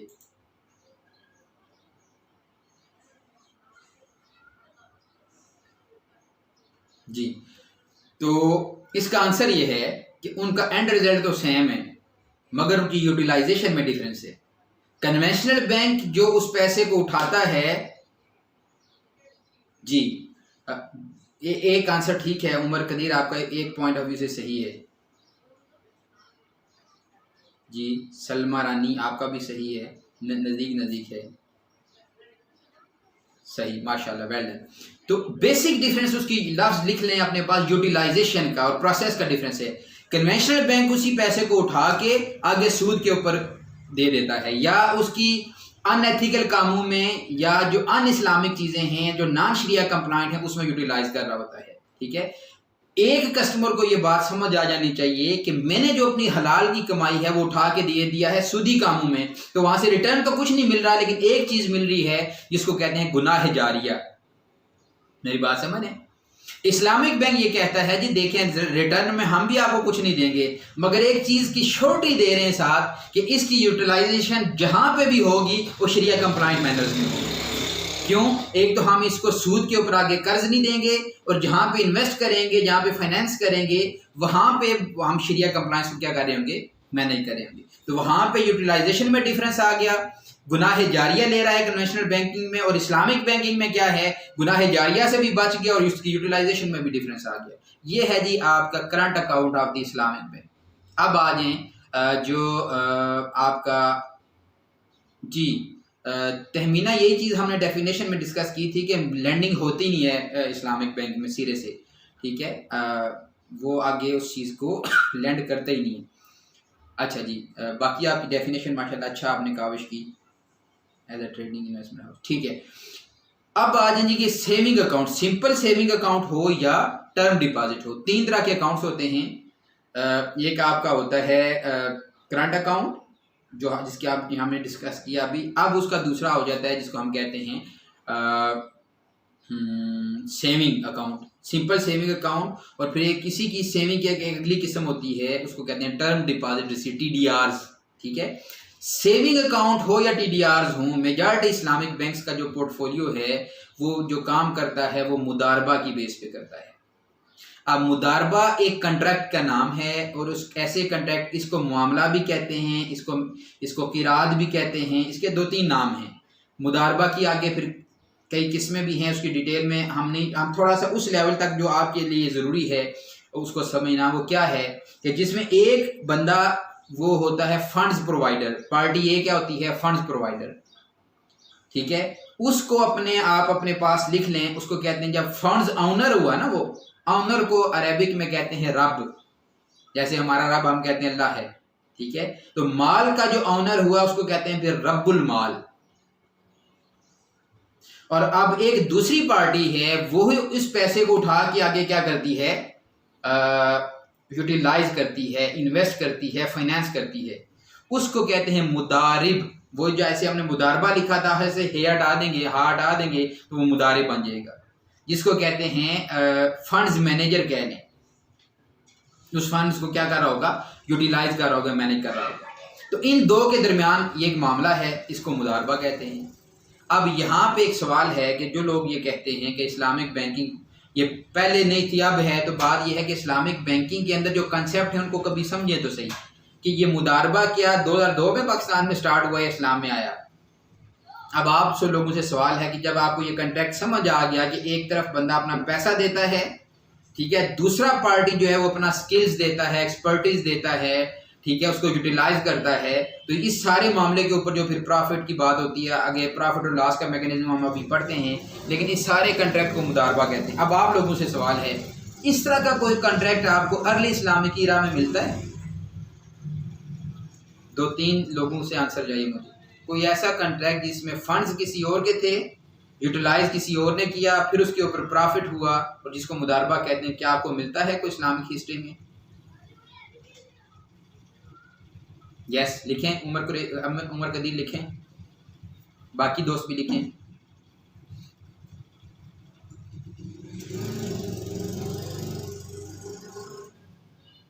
नहीं, यस तो है, कौन सा है वो मायदा? यस तो आ गया ना आंसर, वो तो मैं एग्री करता हूँ आपसे, यस हाँ है, लेकिन अब कौन सा मायदा है वो लिखें, कब हुआ ये मायदा?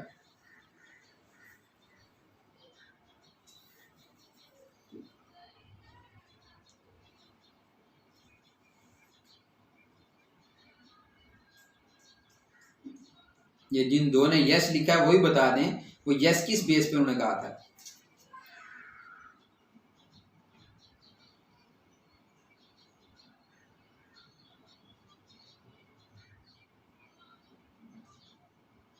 क्वेश्चन रिपीट करो कि ऐसा मायदा जिसमें एक बंदा अपना पैसा दे रहा हो और दूसरा बंदा एक्सपर्टीज के साथ उसके साथ तिजारत करे या उसको यूटिलाइज करे, ठीक है, तो कोई ऐसा मायदा आपकी नज़र में गुजरा हो, अब जान पढ़ा सब ने आपने से, ये वो वाकया जब मैं नाम लूँगा तो आप फौरी तौर पे क्लिक करके पहुंच जाएंगे, हाँ ये सामने पढ़ा था ये स्टॉक एक्सचेंज अर्ली इस्लामिक इरा में कौन सा स्टॉक एक्सचेंज होता था?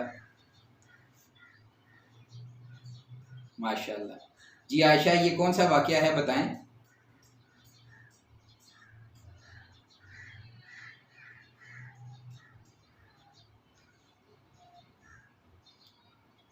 यस यस माशाल्लाह, Alina well done, Ayesha well done. ताजदार कायनात सल्लल्लाहु अलैहि वसल्लम को जब हज़रत अम्मा हदीजा रज़ी अल्लाह ताला अन्हा ने अपना माल दिया था और आका अलैहिस्सलाम ने उस माल से आगे तिजारत फरमाई थी, तो ये मुदारबा ही तो मामला था। तो इसमें रब्बुल माल कौन हुई फिर? जिनका माल था हज़रत अम्मा हदीजा रज़ी अल्लाह ताला अन्हा। मुदारिब कौन हुए? ताजदार कायनात सल्लल्लाहु अलैहि वसल्लम। आपने उस पैसे को जाके आगे तिजारत की और इतनी अच्छी तिजारत की और इतना अच्छी बरकत आई इसमें, इतना अच्छा प्रॉफिट आया कि वही वजह बताते हैं मुअर्रिख की वजह बनी आपके रिश्ता इज़्दवाज में मुंसलिक होने की। तो एक बात समझ आ गई कि मुदारबा is not the concept of present era, बल्कि ये अर्ली इस्लामिक इरा में भी मुदारबा हो रहा था। ठीक है जी। तो अब कन्वेंशनल बैंक वालों को ये बात समझानी है कि जहाँ पे हम इस्लामिक बैंकिंग में जब हम सेविंग अकाउंट्स को डील करते हैं, जब हम TDRs को डील करते हैं, तो वो मुदारबा पे कर रहे होते हैं। अब मुदारबा पे क्या होता है कि लोगों का पैसा आ रहा होता है, ठीक है, पूल मैनेजमेंट इसमें कैसे होती है, वेटेजेस कैसे होती हैं, ये आपको उसी लिंक के अंदर जो मजीद लिंक्स मिल जाएंगे, उसको जिन दोस्तों ने, जिन बच्चों ने, जिन बहनों भाइयों ने आपने सुनना पढ़ना होगा, इसको आप जाके देख लेंगे। तो अब क्या होता है, कस्टमर पैसा ला रहे होते हैं, इस्लामिक बैंक उसको आगे क्या कर रहा होता है, यूटिलाइज कर रहा होता है। तो अब दूसरा कंसेप्ट इसी के अंदर होता है, जब आप वेटेजेस की बात करते हैं, पूल मैनेजमेंट की बात करते हैं, वो है मुशारका। मुदारबा का जब समझ आ गया तो मुशारका समझना बड़ा आसान सी बात है, ठीक है। वो पार्टनरशिप है, शिरकत है, जो आपने गालिबन इंट्रोडक्शन टू बिजनेस में ज़रूर पढ़ा होगा, जब आपने बिजनेस की टाइप्स पढ़ी होंगी, कि जब दो या दो से ज़्यादा लोग उसमें अपना फाइनेंशियल जो कैपिटल है उसको जब यूटिलाइज कर रहे होते हैं, और प्लस ये आसानी होती है, उनमें से चॉइस होती है कि कोई बंदा स्लीपिंग पार्टनर रहे या एक्टिव पार्टनर रहे, वो साथ अपने आप को सर्विसेज दे सकता है, वो पार्टनरशिप है। इस्लामिक पॉइंट ऑफ व्यू से बात करें तो हर बंदा जब पैसा लगा रहा हो तो उसको शिरकत की किस्म है, उसको मुशारका कहते हैं। कम लगाए ज़्यादा लगाए, ठीक है। अब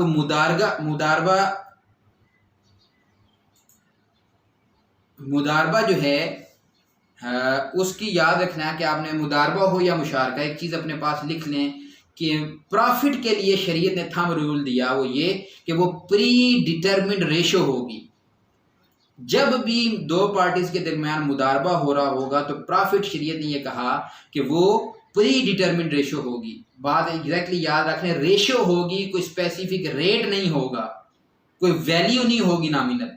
तो इस्लामिक बैंक के पास जब कस्टमर पैसा लेके आता है तो उसको दो चीज़ें अपने साथ तय कर लें मुदारबा की सूरत में, कि वो उसको ये कहता है कि जनाब हमने जिस चीज़ को जो काम करना है वो ये करना है कि हम इस चीज़ को आपके साथ जो प्रॉफिट लेंगे, एक तो ये है कि वो हम जो आपस में प्रॉफिट शेयर करेंगे वो प्री एग्रीड रेशो, वो 50-50 का रेशो हो सकती है, जो फ्री म्यूचुअल कंसेंट के साथ शेयर तय किया होगा रब्बुल माल और मुदारिब के दरमियान। 60-40 भी हो सकता है, ठीक है। और साथ उसको ये बताता है कि ये एक्सपेक्टेड प्रॉफिट रेट है। और तीसरी चीज कि जो पिछला मंथ है, जब हम अभी बात कर रहे हैं तो मई जा रहा है, तो अब जब इस्लामिक बैंक के पास कोई कस्टमर जाता है तो उन्होंने अपने नोटिस बोर्ड के ऊपर अप्रैल के प्रॉफिट रेट्स लगाए होते हैं और कस्टमर को ये बताते हैं कि इतने पैसे के ऊपर, इतने टेन्योर के ऊपर अगर आप हमारे पास सेविंग सिंपल में पैसा रखवाएंगे तो ये एक एक्सपेक्टेड प्रॉफिट रेट है जो पिछले मंथ में हुआ। तो आपने ये एक्सपेक्टेशन रखनी है कि ये प्रॉफिट ऊपर भी जा सकता है और ये प्रॉफिट नीचे भी जा सकता है। तो प्रॉफिट फिक्सेशन भी नहीं होती, ठीक है। प्री डिटरमिन हो गया, रेट की बजाय रेशो होगी, एक्सपेक्टेड होगी, और उसके बावजूद भी वो फिक्सेशन ऑफ प्रॉफिट रेट वो भी ना होगा, ठीक है। दूसरी चीज इसमें याद रखनी है कि जब मुदारबा में लॉस हो जाता है, मुदारबा में लॉस हो जाता है, उसकी ट्रीटमेंट क्या होती है कि पैसा चूंकि होता है किसका, रब्बुल माल का, डिपॉजिटर का, तो लॉस सारे का सारा जो फाइनेंशियल लॉस है वो किसको चला जाता है? डिपॉजिटर को, रब्बुल माल को। मेरी बात समझ रहे हैं? दूसरा, अब सवाल ये होता है कि फिर आप profit and loss sharing account क्यों कहते हैं इसको? यस, मुदारिब का भी लॉस होता है, और वो लॉस जिसको सबसे बड़ा लॉस कहते हैं वो होता है इसको लिख लें अपने पास, रेप्यूटेशनल लॉस। अगर किसी इस्लामिक बैंक की ये रेप्यूट फैल जाए कि वो माशरे में से पैसा लेना शुरू हुआ है मुदारबा की बेस पे और लोगों को लॉसेस देना शुरू करे, तो हर बंदा इस्लामिक मोटिव से नहीं आता। दूसरे दिन पूरे पाकिस्तान में और रावलपिंडी में 2 खब्बे तक ये रेपुटेशन फैल जाएगी कि जनाब ये इस्लामिक बैंक जो हैं ये पैसा लेते हैं और हमारा पैसा डुबोना शुरू हो गए। मेरी बात समझ में? तो रेपुटेशनल लॉस सबसे बड़ा लॉस होता है जो इस्लामिक बैंक को इन केस ऑफ लॉस उठाना पड़ता है और बियर करना पड़ता है। दूसरा लॉस, एक्सपर्टीज का लॉस, टाइम का लॉस, टीम ने जो टाइम लगाया उसके ऊपर उसका लॉस, एक्सपर्टीज का, और रेपुटेशनल लॉस। तो जो उसको फाइनेंशियल लॉस पहुंचा, और ये लॉसेस जिनका मैंने जिक्र किया है ये भी इनडायरेक्टली अगर देखा जाए तो ये फाइनेंशियल, क्योंकि बैंक्स अपने रेप्यूट बनाने के लिए एक ह्यूज पैसा लगाते हैं, स्टाफ की हायरिंग के लिए ऊपर, उनकी ट्रेनिंग के ऊपर एक ह्यूज पैसा लगाते हैं, ठीक है। और किसी भी इदारे में एक पैसा ही तो होता है जिसके ऊपर जो है लोग, टाइम ही तो होता है जिसके ऊपर लोग जो है वो उजरत ले रहे होते हैं। तो इसका मतलब है कि ये भी एक देखा जाए तो फाइनेंशियल लॉसेस होते हैं। तो फिर क्या करता है इस्लामिक बैंक? फूंक फूंक के वो वेन्यू सिलेक्ट करता है, पैसा लेते वक्त उनको जब श्योरिटी दे रहा होता है और साथ एक्सपेक्टेशन बता रहा होता है, तो इन केस ऑफ लॉस फिर क्या होता है कि फाइनेंशियल उधर चला गया और उसको ये चीज़ों का लॉस उठाना पड़ता है।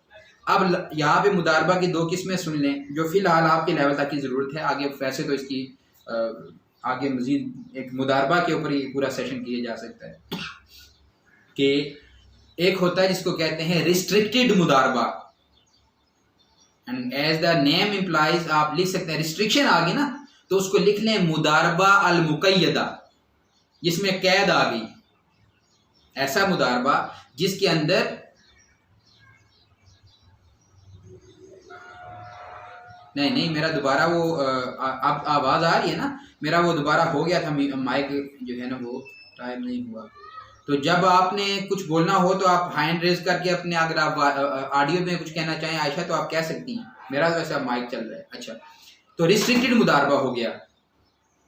मुदारबा के बाद मैं आपके कुछ क्वेश्चन लेता हूँ फिर आगे मूव करते हैं। रिस्ट्रिक्टेड मुदारबा यानी इस्लामिक बैंक के अंदर जो मुदारबा हो रहा है उसकी आगे फर्दर टाइप्स हैं, और एक पहली टाइप मैंने बता दी कि वो रिस्ट्रिक्टेड, कि जिसमें रब्बुल माल ये रिस्ट्रिक्शन लगा देता है मुदारिब को कि आपने मेरे पैसे को फलां जगह पे ही इन्वेस्ट करना है।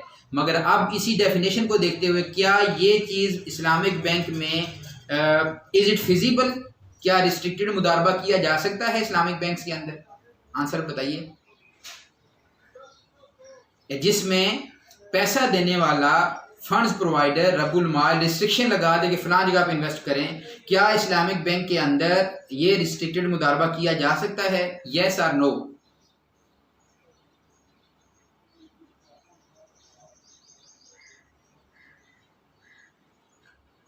चलिए खुद बता देता हूँ, नो। ठीक है, ये पॉसिबल है, ऐसा नहीं कि इम्पॉसिबल नहीं है, पॉसिबल है बट ये मुश्किल है। ठीक है, तो इसके लिए दूसरी जो किस्म है जिसको कहते हैं अनरिस्ट्रिक्टेड मुदारबा। ठीक है, मुदारबा जो गैर मुकैदा है, जिसको हम यानी रिस्ट्रिक्शन में आ गया ना, मुकैदा हो गया। अब मुतलका क्या है कि जिसमें रिस्ट्रिक्शन नहीं है, अनरिस्ट्रिक्टेड हो गया।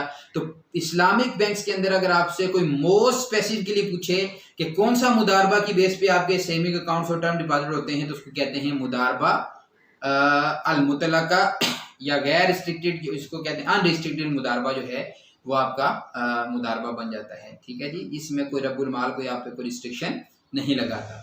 तो जिस पे रिस्ट्रिक्शन लगा दी वो मुकैदा हो गया, और जिस पे रिस्ट्रिक्शन ना हुई वो मुतलका हो गया, या जिसको आप कह सकते हैं कि अनकंडीशनल मुदारबा हो गया। ठीक है, तो अब प्रॉफिट की बात समझ आ गई, मुदारबा की उसकी अकसाम की बात समझ आ गई, लॉस की बात समझ आ गई। वही पैसा उठा के फिर लाइबिलिटी से उठा के इस्लामिक बैंक आगे जाके एसेट्स में जाके इन्वॉल्व होता है। यहाँ पे आगे हम थोड़ी सी बात करेंगे डिमिनिशिंग मुशारका के ऊपर और इजारा के ऊपर, फिर हम उस साइड पे मूव कर जाएंगे आपकी एसेट साइड के ऊपर। यहाँ तक आपका कोई सवाल हो आप ऑडियोज अनम्यूट करके या टेक्स्ट में लिख सकते हैं, फिर हम आगे मूव करते हैं। वक्त कम है और मुकाबला सख्त है। जी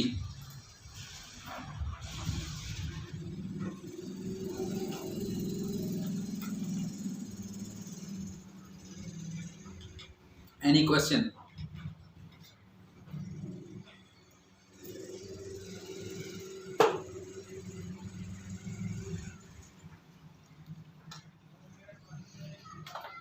सोहेल भाई और मिस अनम, जब क्वेश्चन ना हो तो कहते हैं दोस्त की जी शफीक और रहमान बताइए।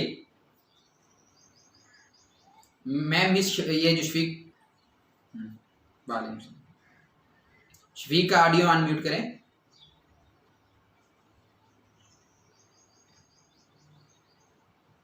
वालेकुम सलाम, बोलें।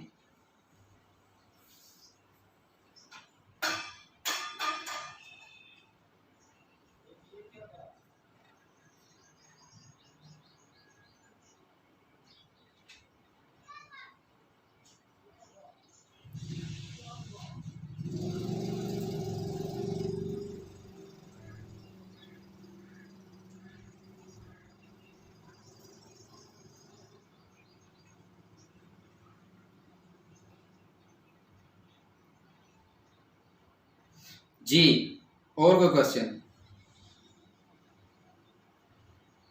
ताकि नहीं बाकी पार्टिसिपेंट्स में से किसी और का सवाल, ताकि फिर मैं 1 बाय 1 एक ही दफा सवाल करके फिर आगे मूव करूंगा।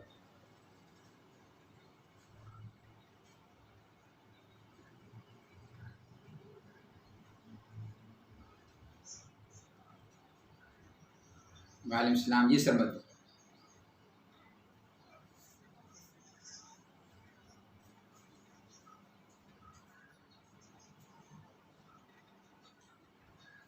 ठीक है, और क्वेश्चन? सोहेल भाई ये नोट करते जाए साथ साथ। जी सोहेल भाई ने अभी तक अपनी जियारत भी नहीं करवाई ना, पता नहीं किधर घूमे। अच्छा जी, अब बाहर पे सेशन जा रहा है। सोहेल भाई आप कैमरे के सामने थोड़ी देर आप आ जाएं।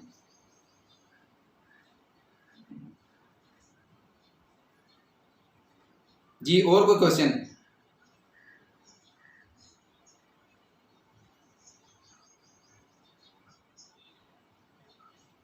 अच्छा, अभी आप इशारा कर रहे थे, वो रोहेल को कर रहे थे।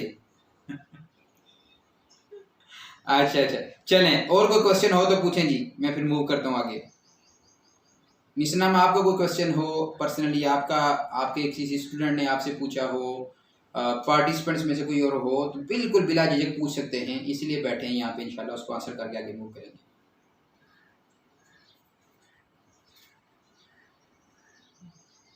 ठीक है जी उसमें 2 क्वेश्चन आपने पूछे हैं, एक सरमद ने पूछा है और दूसरे भाई का नाम मैं भूल गया। तो पहला जो क्वेश्चन पूछा है आपने, एक बात यही है कि जो आपके पटवारी ड्रामे लगते हैं ना, उसमें वो एक ड्रामा लगा था जिसमें वो कहता है यारा या मैं ये पागल है या मैं ये पागल हूँ। कि जो मैं उस वक्त का बता रहा हूँ कि सूद जो है वो होता ही लोन की ट्रांजैक्शन में है। तो जो आपने क्वेश्चन किया था उसके अंदर अगर वो प्लस माइनस हो भी जाए प्रॉफिट का, तो सूद की तो लोन की तो बात ही नहीं हुई वहां पे, तो फिर सूद कहाँ से आ गया, पहली चीज। दूसरी चीज कि मुदारबा के अंदर प्रॉफिट रेट को फिक्स करना अलाउड नहीं है, और जो आप मामला बता रहे थे वो इजारा का मामला था, उस पे फिक्स ना करना अलाउड नहीं है। उस पे फिक्स करना शरीयत ने कहा कि इजारा के अंदर आपको जो अपना अमाउंट है उसको आपको क्या करना पड़ेगी, फिक्स करनी पड़ेगी, वरना गाड़ी वहां से मरी से लेंगे और पिंडी से लेंगे, जरा एरिड एग्रीकल्चर से मरी जाने का इरादा बन गया, तो आप इजारा फिक्स ना करें उससे, ठीक है। तो मरी जगह उसको कहीं जितने बनेंगे आपको दे देंगे, मरी जगह वो कहेंगे मैंने 10,000 लेना, आप कहेंगे 7,000 देना है, ठीक है। तो इजारा की बात याद रखें कि वहां पे फिक्स करना शरीयत ने कहा है कि उसको करना है आपने। और जब मुदारबा की बात हो रही हो, ये शिरकत है, वो रेंटल बेस है, ठीक है। दूसरी चीज जो आपने क्वेश्चन किया कि जब भी सूद की बात होगी वो याद रखिएगा वो 2 सूरतों में सूद होता है, या लोन की ट्रांजैक्शन में या आपकी अशिया की ट्रांजैक्शन में, वो दोनों का मैं डिफरेंस पीछे बताया हूँ। इसी सेशन को दोबारा सुन लीजिएगा, जो दोबारा दूसरे सेशंस के लिंक्स शेयर किए हैं उनको सुन लीजिएगा, ठीक है। तो ये आपका ये क्वेश्चन हो गया। अब दूसरा सवाल भाई ने पूछा था कि ये जो इस वक्त हाउस फाइनेंसिंग चल रही है इसमें सूद है या नहीं है। तो बात बड़ी सीधी सी है, कन्वेंशनल बैंक से लेंगे तो सूद है, इस्लामिक बैंक से लेंगे फाइनेंसिंग होगी वो सूद नहीं है। क्यों? वहां पे प्रोसेस और है, यहाँ पे प्रोसेस और है, ठीक है। वहां पे आपको, यहाँ पे आपको डिमिनिशिंग मुशारका की बेस पे किया जा रहा होगा इस्लामिक बैंक में, अभी हम वही पढ़ने लगे। और वहां पे क्या होगा कि आपको पैसा देंगे जाए लेने और हमें उसके ऊपर अपना इतना रिटर्न दे दे। तो प्रेफर करूंगा आपको कि जिस किसी से कोई आपसे मशवरा मांगे, और यहाँ पे आपको एक बात बड़ी खास बताऊं कि स्टूडेंट्स कैसी नेशन होती है ना, ये नेशन का कौन सा हिस्सा होते हैं।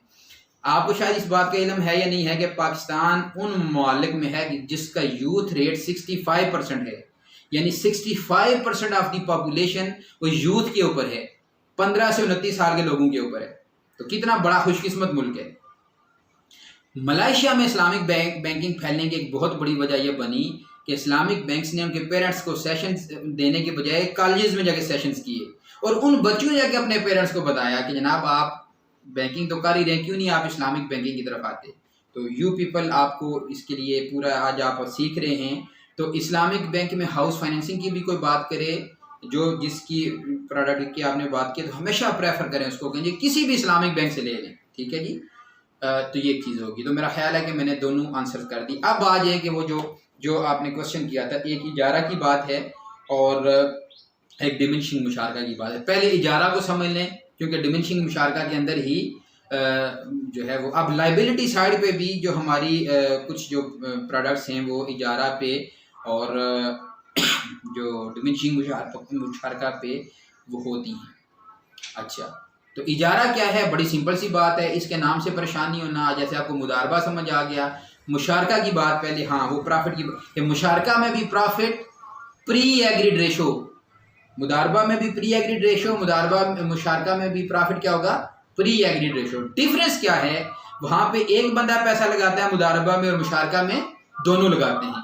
और लास्ट की बात करें तो वहां पे सारे का सारा रब्बुल माल को चला गया, और मुशारका के लिए एक वर्ड लिख लें अपने पास, ATI, अकॉर्डिंग टू इन्वेस्टमेंट। जिसकी जितनी इन्वेस्टमेंट होगी, ठीक है, एक्टिव पार्टनर की अगर नेग्लिजेंस नहीं होगी तो फिर लास्ट जो भी होगा वो जिस बंदे की जितनी जो है वो इन्वेस्टमेंट होगी उसी हिसाब से उसको क्या हो जाएगा, लास्ट चला जाएगा। तो मुदारबा मुशारका को समझ लिया। तो अब इसको रजिस्टर बंद कर लें थोड़ी देर के लिए, मुदारबा का साइड पे रख दें। अब आ जाते हैं हम पहले इजारा समझते हैं और फिर मुशारका की एक अगली किस्म जो है डिमिनिशिंग मुशारका, उसको। और इन नामों से परेशान नहीं होना, कल आपके फिंगर टिप्स पे ये नाम होंगे इंशाल्लाह, लेकिन ये चीज़ें पढ़नी पड़ेंगी आपको।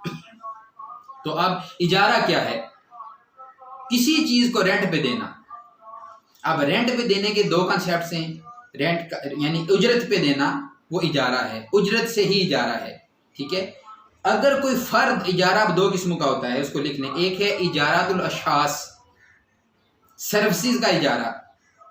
कोई बंदा अपनी सर्विसेज दे रहा है, टीचर अपनी टीचिंग कर रहा है, डॉक्टर अपनी डॉक्टर की जो एक्सपर्टीज दे रहा है, वकील अपनी एक्सपर्टीज दे रहा है, तो इस सारी इजारा को कहते हैं इजारातुल अशास। कोई वजन उठा के आपका राजा बाजार से लेके फलान जगह पे लेके जा रहा है, तो वो क्या कर रहा है?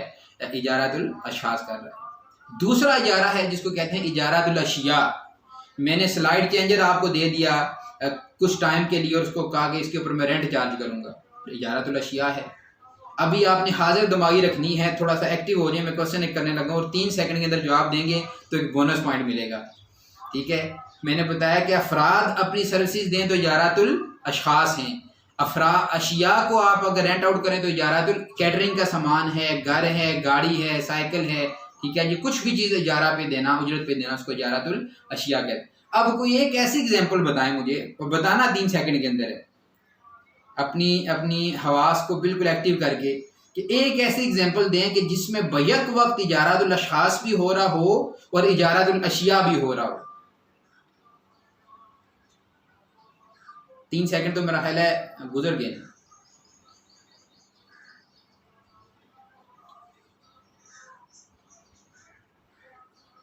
और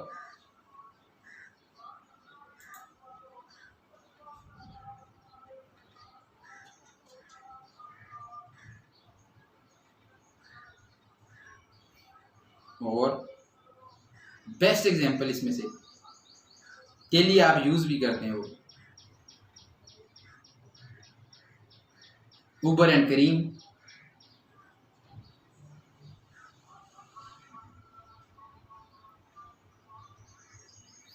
उबर एंड करीम वाली बात हजम नहीं हुई कि जिसमें वो अपनी गाड़ी भी उनकी रेंट आउट हो रही होती है और जो ड्राइवर है वो अपनी सर्विसेज भी दे रहा है।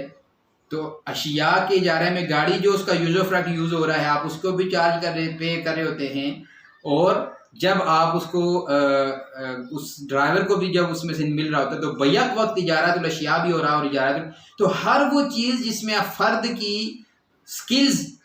और याद रखिए कि इजारा की एक डेफिनेशन या कि इजारा किसी ऐसी चीज़ पे कभी भी नहीं होगा जो चीज़ ख़त्म हो जाती हो।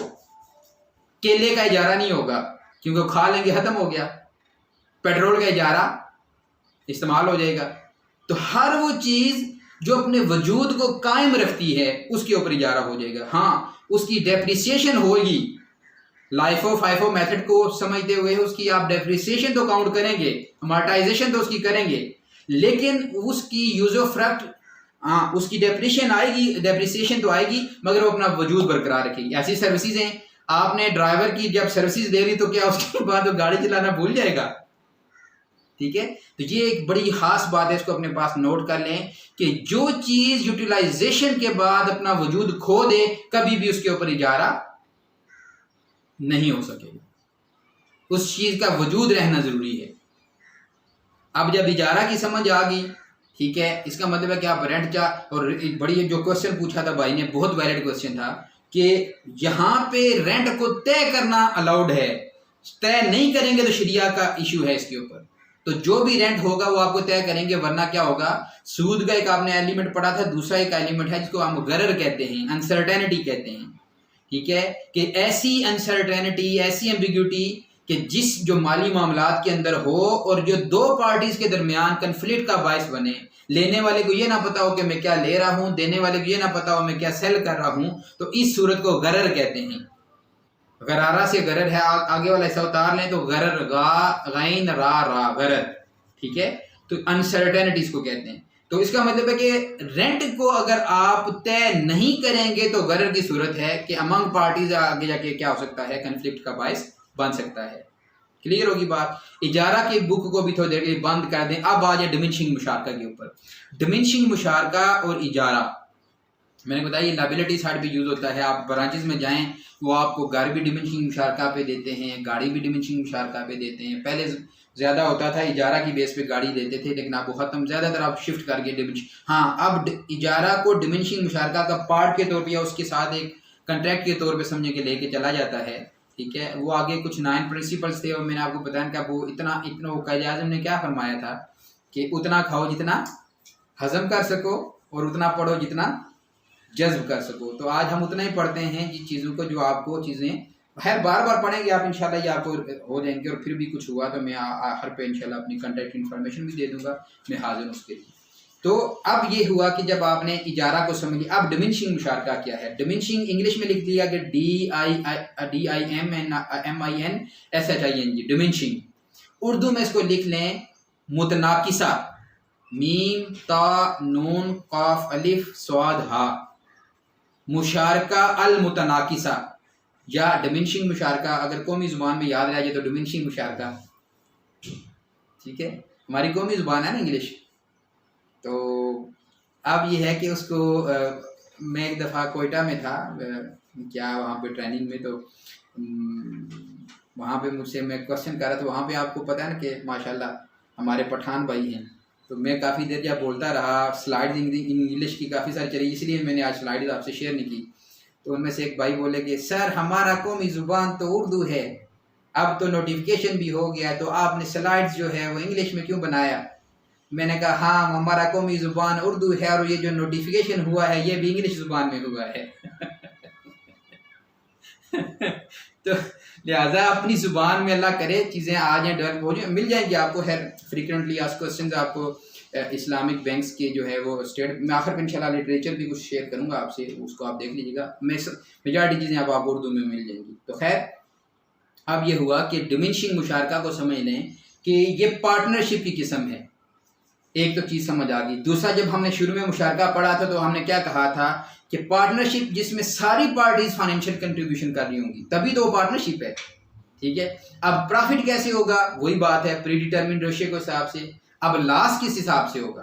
पहली बात ये याद रखें कि इसका कॉन्सेप्ट आपको समझ लें कि जब एक इस्लामिक बैंक और एक कस्टमर के दरमियान डिमिनिशिंग मुशारका का जो कॉन्ट्रैक्ट होता है तो वो दोनों उस एसेट की ऑनरशिप उनके पास दोनों के पास होती है, मगर किस रेशियो से? जिस हिसाब से उनकी इन्वेस्टमेंट होती है। बैंक ने 70% लगाया तो बैंक उसका 70% का ऑनर है। कस्टमर ने 30% कैपिटल दिया, इक्विटी दी अपनी, तो वो 30% का ऑनर है, मगर ऑनरशिप दोनों की है। अब प्रॉफिट की बात करें तो बैंक ने तो लगाया इसलिए पैसा, उसको तो गाड़ी नहीं चाहिए थी, घर नहीं चाहिए था, उसने तो आपके लिए लिया। वो इसीलिए तो बाद में प्रॉमिस टू परचेज की बात करता है कि मैंने तो इसको कहीं पे नहीं रखना, तो वो उसने लगाया इसलिए कि उसने प्रॉफिट कमाना है। अब चूंकि ज्यादा पैसा एक इस्लामिक बैंक लगाता है तो उसका रिस्क क्या होता है, उसी हिसाब से ज्यादा होता है।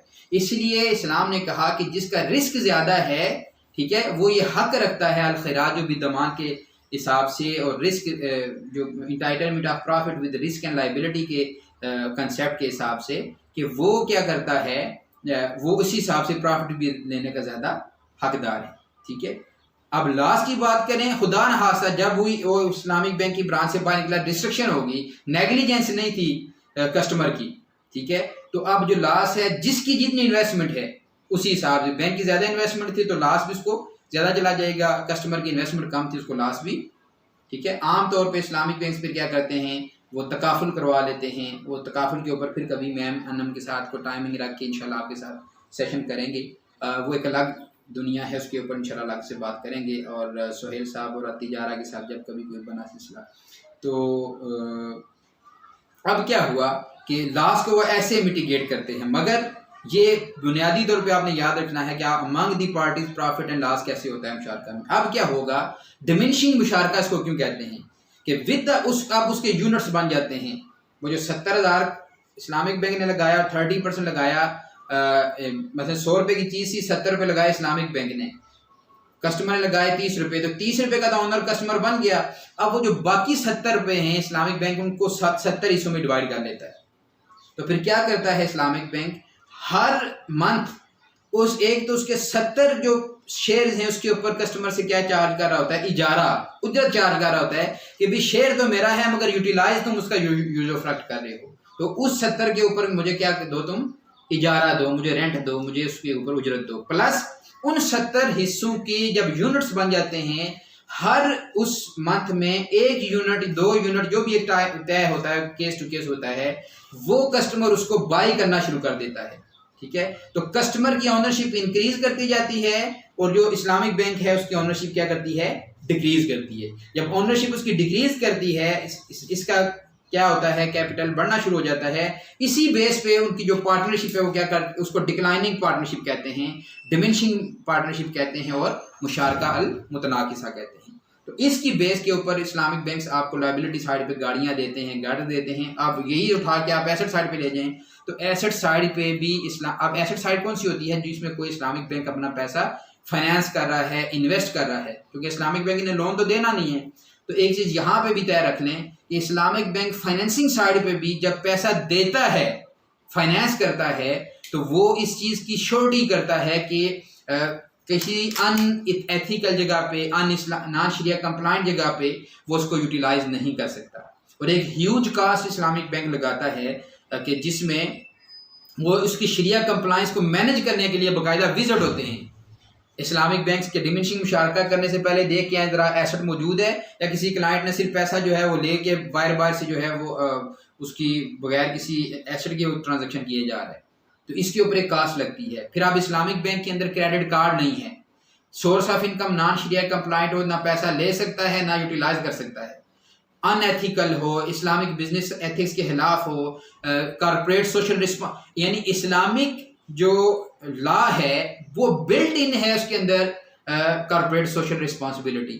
मकासद शरिया का जब कंसेप्ट आप पढ़ेंगे, लिखेंगे आप गूगल स्कॉलर के ऊपर, तो ये सारी वो चीज़ें हैं टाइम कम था, वरना इन सारी चीज़ों के ऊपर मैं आपको थोड़ा थोड़ा सा बताता, और कभी इंशाल्लाह मौका मिला कुछ मजीद भी इंशाल्लाह करेंगे इसके ऊपर। मगर मकासद शरिया और इबादात, मुआमलात और जो आपके अकायद हैं, ये सारे एक ही चीज़ के ऊपर घूम रहे हैं, और वो क्या है कि इस्लामिक जो लॉ है, चाहे वो कमर्शियल लॉ है, जो भी लॉ है जिसको आप शरिया कहते हैं, वो किसी एक का फ़ायदा किसी दूसरे के नुकसान के ऊपर करने के अलाउ नहीं करता।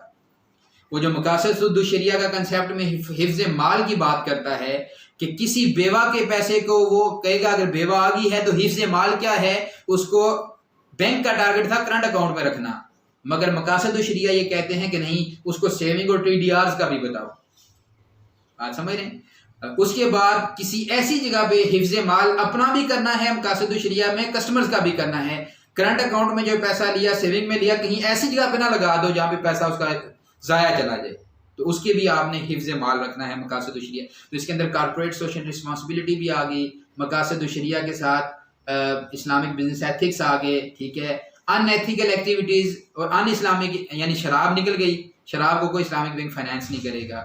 हर वो चीज़ जिसको जो सेहत के लिए और याद रखिए कि इस्लाम ने वही चीज़ें उन्हीं को बैन किया है जो किसी न किसी सूरत में किसी को हराम का अगर डेफिनेशन जो लिख लें ना, वो क्या है, HARAM, हराम। इसकी डेफिनेशन के लिए एक टोटका लिखने अपने पास कि हराम होता ही वही है जो किसी न किसी को हार्म दे रहा होता है, HARM, ठीक है। तो इस्लामिक बैंक फाइनेंसिंग साइड पे भी आपकी किसी जगह पे भी जाके कोई ऐसी फाइनेंसिंग नहीं करेगा जो किसी न किसी के लिए हार्मफुल होगी। मेरी बात समझे? तो इसका मतलब है कि वहाँ पे आप जो 3-4 कॉन्ट्रैक्ट्स और हैं उसको इंशाल्लाह थोड़ा थोड़ा बताते चलें। आपको मुदारबा की समझ आ गई, अपने पास लिख लें। ये लाइबिलिटी साइड पे आपकी करंट अकाउंट में कर्ज आ गया, वहाँ पे आपने मुदारबा को समझ लिया, फिर आपने वहाँ पे इजारा को समझा लाइबिलिटी साइड पे ही, ठीक है, जहाँ से हम पैसा ले रहे होते हैं, और आपने डिमिनिशिंग मुशारका को समझ लिया। अब फाइनेंसिंग साइड पे आ जाएं तो वहाँ पे सबसे पहले यही डिमिनिशिंग मुशारका है, इजारा है। आगे के वर्ड लिख लें अपने पास, मुराबहा। मुराबहा और मुसावमा को समझने में एक जुमले में आप समझ जाएंगे, नामों से परेशानी होना। मुराबहा है, मुसावमा है, डिमिनिशिंग मुशारका है, इजारा है, सलम है, तिजारा है, ठीक है, इस्तिस्ना है, ठीक है। तो एक दो लाइनों में आपको बताता चलूँ ताकि आपको ज़्यादा परेशानी ना हो। वही बात है कि जितना जज्ब हो सके उतना याद उसको करते हैं कि अब मुराबहा क्या है। आप जब ये चीज़ किसी भी शॉपकीपर के पास जाते हैं और उससे लेते हैं और वो आपको कहता है जी कि ये 2500 की दूंगा, आपसे कास्ट अलग और प्रॉफिट अलग आपसे शेयर नहीं करता, तो जो इस तरह जो प्राइस जिसमें बताई जाए सिर्फ उसमें कास्ट का ना पता हो, प्रॉफिट का ना पता हो, तो इसको कहते हैं मुसावमा। मीम सीन अलिफ वाओ मीम हा, मुसावमा। इंग्लिश में आप लिखेंगे तो MUSA, मुसावा, WAMAH, मुसावमा, जिसमें बेचने वाला आपको कास्ट और प्रॉफिट अलग अलग ना बताए तो वो आपका क्या होता है, मुसावमा। अब यही चीज ऐसे कर लें कि अगर कोई बताए जी कि ये 2450 की मैंने ली है और 50 रुपये आपसे मैं क्या कर रहा हूं, इसके ऊपर प्रॉफिट ले रहा हूं। अब जब कास्ट और प्रॉफिट डिस्क्लोज हो गया तो इसको कहते हैं मुराबहा। तो मुश्किल है जरा इस्लामिक बैंकिंग। आधे तो मुफ्ती बन गए ना आज माशाल्लाह एरिड एग्रीकल्चर के स्टूडेंट्स जो हैं। ये है मुराबहा। तो इस्लामिक बैंक में माइक्रो फाइनेंसिंग मुराबहा की बेस पे हो रही होती है, लैपटॉप फाइनेंसिंग मुसावमा की बेस पे हो रही होती है, और मुराबहा के अंदर फिर आगे कई इसकी स्पॉट मुराबहा है, LC है, साइट LC है, ठीक है, ये जो आपका मुराबहा का वकाला का ऑप्शन है, ठीक है। तो ये सारी चीज़ें आगे फिर मुराबहा में आ जाती हैं और मुसावमा का ये है सिलसिला। तो एक चीज़ अपने असाइनमेंट के तौर पे लिख लें कि आपने जो लिटरेचर है आपको 3-4 जगहों से आपने लेना है। उससे पहले बल्कि सलम और इस्तिस्ना का थोड़ा बताता चलूँ कि सलम क्या है और इस्तिस्ना क्या है, ठीक है। सलम की आपको डेफिनेशन अगर समझ आ जाए, और वो क्या है, फाइनेंसिंग साइड पे, यानी इस्लामिक बैंक फाइनेंसिंग साइड पे जब पैसे को यूटिलाइज कर रहा होता है तो ऐसे सिर्फ पैसा नहीं फेंक देता, उसमें कोई ना कोई कॉन्ट्रैक्ट इन्वॉल्व होता है, और शरिया कंप्लायंस वाले जाके उसकी इस्लामिसिटी को मेक श्योर कर रहे होते हैं। मेरी बात समझ रहे हैं? अब यहाँ पे पहले सलम और इस्तिस्ना का थोड़ा सा बता दूं, फिर हम आगे बताएंगे कि पेनल्टी का क्या रोल होता है इसमें, और बाकी सेशंस के लिंक्स आपको मिल जाएंगे उसी सेशन के अंदर से। मैं आखिरी बार फिर एक दफ़ा इसको शेयर कर रहा हूँ इसकी डिस्क्रिप्शन में आपको लिंक्स मिल जाएंगे। जो काइबोर पे बात हुई है, लॉ ऑफ लैंड के ऊपर बात हुई है, करंट अकाउंट में हम क्यों ज़कात नहीं काटते, ठीक है, इस्लामिक बैंक की कहाँ कहाँ पे मजबूरी है लॉ ऑफ लैंड को फॉलो करना, ठीक है। ये सारी चीज़ें मैंने उसमें अलग अलग से घंटे घंटे के सेशन हैं या 20-25 मिनट के आप उसको सुनना चाहेंगे इंशाल्लाह उसमें। और उसमें हर एक सेशन के अलग से फिर मैंने आखिर पे लिटरेचर भी शेयर किया हुआ है, उसको भी आप सुन लेंगे जो देखेंगे इंशाल्लाह। और एक मैं बात करता होता था, मैंने 4 साल यूनिवर्सिटी लेवल पे पढ़ाया है, वो उन्होंने तारफ़ नहीं करवाया सारा। तो मैंने फिर जब मैंने आपको बताया था कि जब नीयत बंदा करता है तो अल्लाह ताला ने मौका दिया, तो उसमें फिर यूनिवर्सिटी लेवल के स्टूडेंट्स के साथ भी जब बात होती थी तो उसमें हर तरह की, मैं कहता हूँ कि बारिश हर चीज़ पे बरसती है, मगर नॉलेज टीचर हर एक को देता है। उसमें से कुछ लोग उठते हैं जो फिर मेहनत करते हैं, ठीक है। और आप में से भी आज सारे लेक्चर सुन रहे हैं, आप में से बेशुमार इसके अंदर इंशाल्लाह आप देखेंगे कि इसका मुसाफिर बनेंगे, इन चीज़ों को पढ़ेंगे बेशुमार। इसको कई कहेंगे सर ने तो सर को ही दर्द किया आज, तो छठो यार दोबारा नहीं पढ़ना, ठीक है। तो मैं ये कहूँगा नहीं, सारों ने इसके ऊपर मेहनत करनी है, ये वसी दुनिया है। और मैंने जो बात शुरू में की थी कि रिस्क मिलेगा, इसमें अभी बेशुमार चीज़ें हैं जिसको आपने पढ़ना सुनना है, ठीक है। अब सलम को समझ लें, इस्तिस्ना को समझ लें, तो आखिरी जो हिस्सा है क्वेश्चनिंग आंसर, इससे पहले हम इंशाल्लाह पेनल्टी को थोड़ा डिस्कस करेंगे और हम ये देखेंगे कि शरिया कंप्लायंस कैसे कैसे की जाती है। अच्छा, तो अब सलम क्या है। पहले ज़माने में क्या होता था कि जो किसान आते थे उनको फाइनेंस चाहिए होता था कि हमें जो है वो हमने फल आपको देने हैं, कोई ऐसी चीज़ जिसके ऊपर एग्रीकल्चर में या कहीं पे भी जहाँ पे उनको पैसा चाहिए होता है और प्रोडक्ट ने फ्यूचर में आना होता है, ठीक है। तो वो तय कर जाते हैं और उसके बाद फिर क्या होता है कि फ्यूचर में वो प्रोडक्ट वो देते हैं, ठीक है। तो इस्लामिक बैंक इस तरह भी कई जगहों पे कर रहा होता है, सलम के थ्रू पहले वो कैपिटल दे रहा होता है और उसको जो एंड रिजल्ट है वो जो प्रोडक्ट है वो बाद में मिल रही होती है। तो इसमें शरिया कंप्लायंस का क्या होता है कि वो ये फिक्स नहीं कर सकता कि फ़लाँ चीज़ ही मैंने सलम पे लेनी है, उसकी क्वांटिटी बता देगा, क्वालिटी बता देगा, वो से फिक्स नहीं कर सकता। अगर हम चावल की बात करें, आम की बात करें, तो वो ये तय नहीं कर सकता कि फ़लाँ बाग के ही आम चाहिए, क्यों, वो उसमें गरर मौजूद है, ठीक है, कल आंधी आ सकती है, वो आम ज़ाया भी हो सकते हैं। तो सलम में क्या देखा जाता है, ये देखा जाता है कि उसने आम ही लेके देने हैं उसी क्वालिटी के, ठीक है, उसी जिसके लिए बात की है उसके लिए। और उसके बाद फिर क्या होता है कि अल्लाह भला करे आपका कि वो उसी हिसाब से उनको लेके देने, कहीं और से भी लेके दे सकता है। तो एक बहुत बड़ा पोर्टफोलियो सलम के ऊपर जो है वो होता है इस्लामिक बैंक्स का। और इस्तिस्ना जिसमें कंस्ट्रक्शन इन्वॉल्व होती है, ठीक है। कोई बंदा कहता है जी कि मुझे कैपिटल दें, मैं चीज़ें आपको बना के देता हूँ, 2 सूरतें होती हैं। इस्लामिक बैंक क्या करता है कि सलम का फिर आगे पैरेलल सलम है, वो एक लंबी बात है, वो इंशाल्लाह जब आप लिटरेचर को पढ़ेंगे या फर्दर कभी कोई बात आपने पूछनी होगी तो उसमें इसी तरह इस्तिस्ना की भी आगे फिर ये एक वसी दुनिया है। जैसे मैनेजमेंट साइंसेज में, फाइनेंस बेशुमार, मार्केटिंग में, HR में, IT में, BBA में बेशुमार दुनियाएं हैं, ऐसे ही फ़िकुल मामलात अल मालिया यानी 2013 से आज 21 जा रहा है, तो अभी भी ऐसे ही लगता है जैसे थोड़ा सा कुछ चखा हो, और वसी दुनिया अभी भी रहती है जिसको सीखना बाकी है, ठीक है। तो ये उन लोगों के लिए जो समझते हैं कि सिर्फ जो है वो अंग्रेज़ तरक्की कर गया, गोरा तरक्की कर गया और साइंस तरक्की कर गई। आप इस साइंस के अंदर घुसें, फ़िकुल मामलात अल मालिया को ही सिर्फ ले लें, जो इस्लामिक लॉ है, ज्यूरिस्प्रूडेंस है, कमर्शियल ज्यूरिस्प्रूडेंस, इसी के अंदर इतना कुछ है कि इंसान की ज़िंदगी ख़त्म हो जाती है। और वो ख़त्म कि कैसे कैसे फुक़हा ने दिमाग खपाइयाँ की हैं अपनी इन चीज़ों के ऊपर। अच्छा, तो इस्तिस्ना में फिर क्या होता है कि वो कोई चीज़ मैन्युफैक्चर करवानी है तो वो उसे कैपिटल लेके आखिर पे वो चीज़ें फिर उसको क्या करता है, बना के देता है, और बनाने वाला उसमें से अपना मार्जिन रख लेता है। इस्लामिक बैंक कस्टमर से जो पैसा ले रहा होता है उसके ज़रिए अपना उसका मार्जिन चला जाता है, and at the end of day उसको कंस्ट्रक्शन वाली चीज़ मिल जाती है, इस्लामिक बैंक को अपना प्रॉफिट मिल जाता है और बनाने वाले को अपनी उजरत मिल जाती है। तो ये कुछ कॉन्ट्रैक्ट्स हैं जो इस्लामिक बैंक के एसेट साइड पे यूटिलाइज होते हैं। अब यहाँ पे एक बात, जब मैंने बताया कि क्रेडिट कार्ड नहीं है, लोन नहीं है इस्लामिक, एक और चीज़ है इस्लामिक बैंक में कि वो पेनल्टी नहीं है। इसको अपने पास लिख लें, ताज़ीर बिल माल। इस बैंकिंग में जो पेनल्टी इन्वॉल्व होती है वो 2-3 हवाले, एक आमतौर पे तो एक हवाले से है जिसको क्रेडिट रिस्क कहते हैं, ठीक है, कि किसी कस्टमर ने पैसा लिया वो वापस नहीं देगा, ये क्रेडिट रिस्क इन्वॉल्व है इसमें। तो कन्वेंशनल बैंक क्या करते हैं कि क्योंकि वो पैसा दे रहे होते हैं, चाहे इन्वेस्टमेंट के लिए, फाइनेंस के लिए, या आमतौर पे तो कर्ज के लिए, तो वो क्या करते हैं कि उसकी लेट पेमेंट के ऊपर एक पेनल्टी चार्ज करते हैं और उस पेनल्टी को अपनी वो क्या कर लेते हैं, इनकम में शामिल कर लेते हैं। अब इस्लामिक बैंक में ताजीर बिल माल इस्लाम में जायज़ बोले ना जी नहीं है। तो क्या अब इस्लामिक बैंक क्या करता है, मगर क्रेडिट रिस्क यहाँ पे भी होता है, मुराबहा में हो गया, ठीक है, डिमिनिशिंग मुशारका में हो गया, इजारा में हो गया, फिर क्रेडिट रिस्क तो यहाँ पे भी जरा उसने पैसा पे करना ना आपको वापस, फाइनेंसिंग में भी। तो यहाँ पे उसको हैबिचुअल ना हो, यानी वरना फिर ये तय हो जाएगा कि मरीड चौक के बंदे को पता चल जाएगा कि जनाब इस्लामिक बैंक को तो आप लेट करें तो कुछ भी तो जिन्होंने वापस ना करना होगा वो इस्लामिक बैंक की तरफ आ जाएंगे, ठीक है।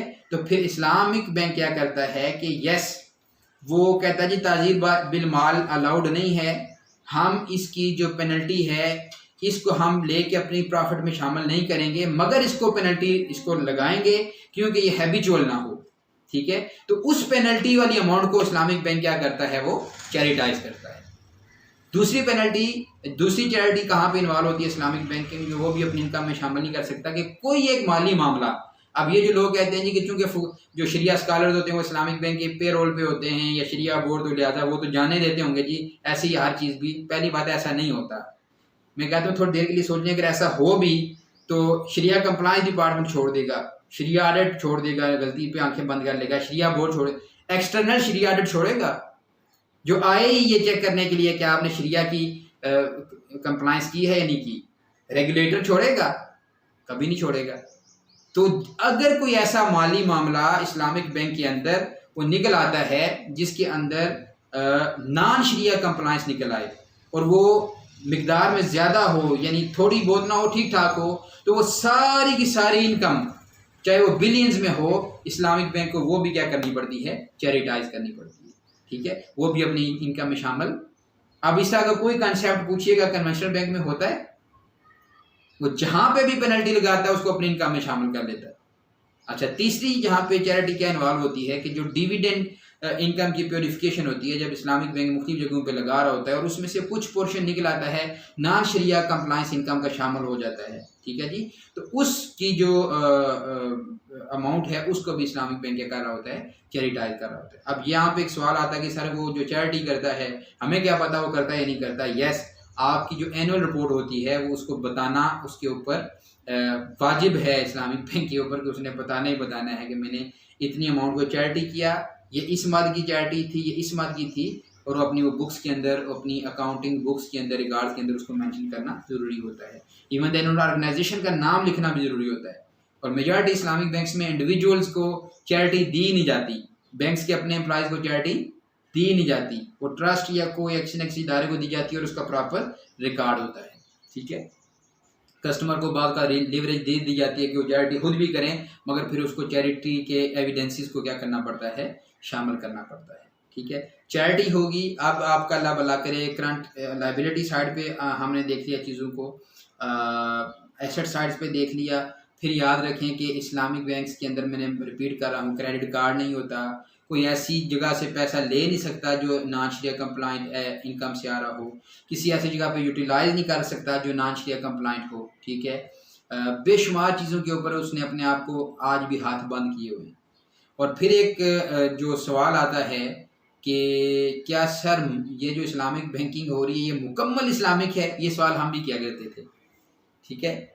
तो अब पहले तो मैं इस पर आपका आंसर लेना चाहूँगा। अब जरा आपके बोलने की बारी आ गई, 15 मिनट रह गए हैं। तो मिशन हम जरा सारे स्टूडेंट्स को एक दफ़ा एक्टिव करें। बहुत सारी बातें हमने की, उसमें से कोई सवाल हो, ये जो मैं आखिरी सवाल किया है इसके अलावा हो, जो लिखना चाहें लिख लें, बोलना चाहें बोल लें, एक ही दफ़ा सारे कर दें ताकि फिर मैं उसको करके तो फिर इंशाल्लाह पॉइंट अप की तरफ जाएं।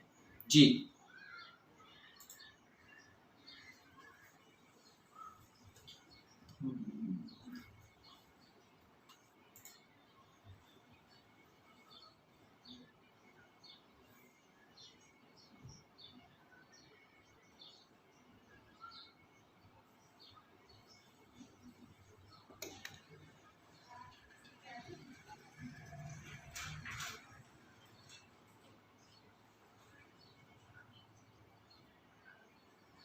ठीक है। जी, और क्वेश्चन?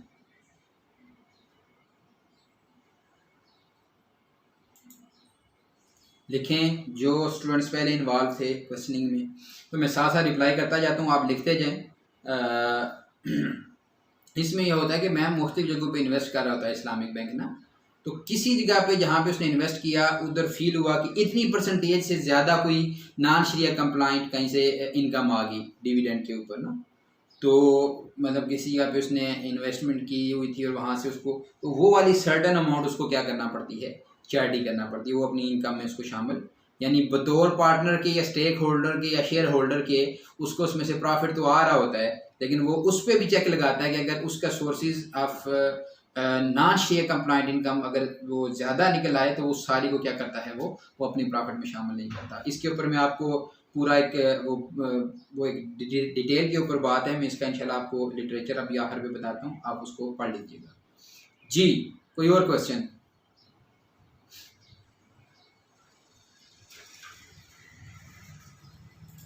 वो जो बच्चे लिख रहे थे, जहांगीर, तहमीना, मरियम, अदील, एक और थे सरमद, सारे जो इन्वॉल्व थे जिन्होंने पूरा सेशन जाके सुना है, लिखें ज़रा कोई क्वेश्चन आपको पूछना हो, कोई बात समझ ना आई हो, कोई कमेंट करना चाह रहे हो।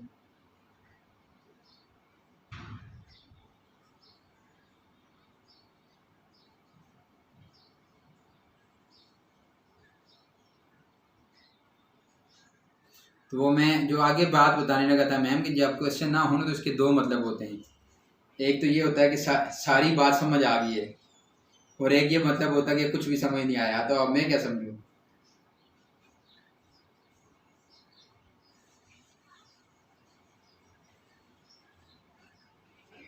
जी जी स्टूडेंट्स, कोई क्वेश्चन हो आपका? नहीं तो फिर मैं इसको वाइंड अप की तरफ लेके जाऊँ। चलें, मैं अपना जो है वो कॉन्टैक्ट डिटेल्स आपसे शेयर कर रहा हूँ, फिर भी कोई क्वेश्चन हो तो आप, ये मैंने चैनल का लिंक आपसे पहले शेयर कर दिया है। आम तौर पे लोग जो पढ़ने पढ़ाने में इन्वॉल्व होते हैं वो इंडस्ट्री में हूँ, वो अपना जो है ना वो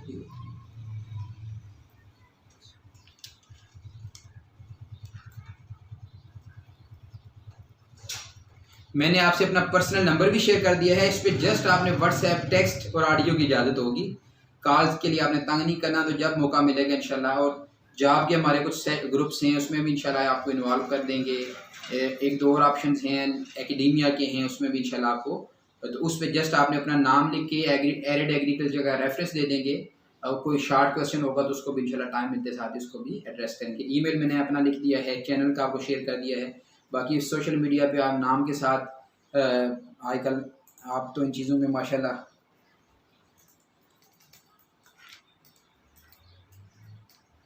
ये नहीं ना, ये मैं आप मैं देख लेता हूँ। जी जी जी जी, आप तहमीना जहांगीर का क्वेश्चन है कि रिस्ट्रिक्टेड मुदारबाल मुकैयदा, कायदा नहीं, मुकैयदा कैद से मुकैयदा, रब्बुल माल क्या करता है, रिस्ट्रिक्ट दी मुदारब, is it feasible in Islamic? अच्छा, ये पहले वाली वो चीज़ अभी आई है, रब्बुल माल रिस्ट्रिक्ट करता है मुदारबा को नहीं, मुदारब को, ठीक है।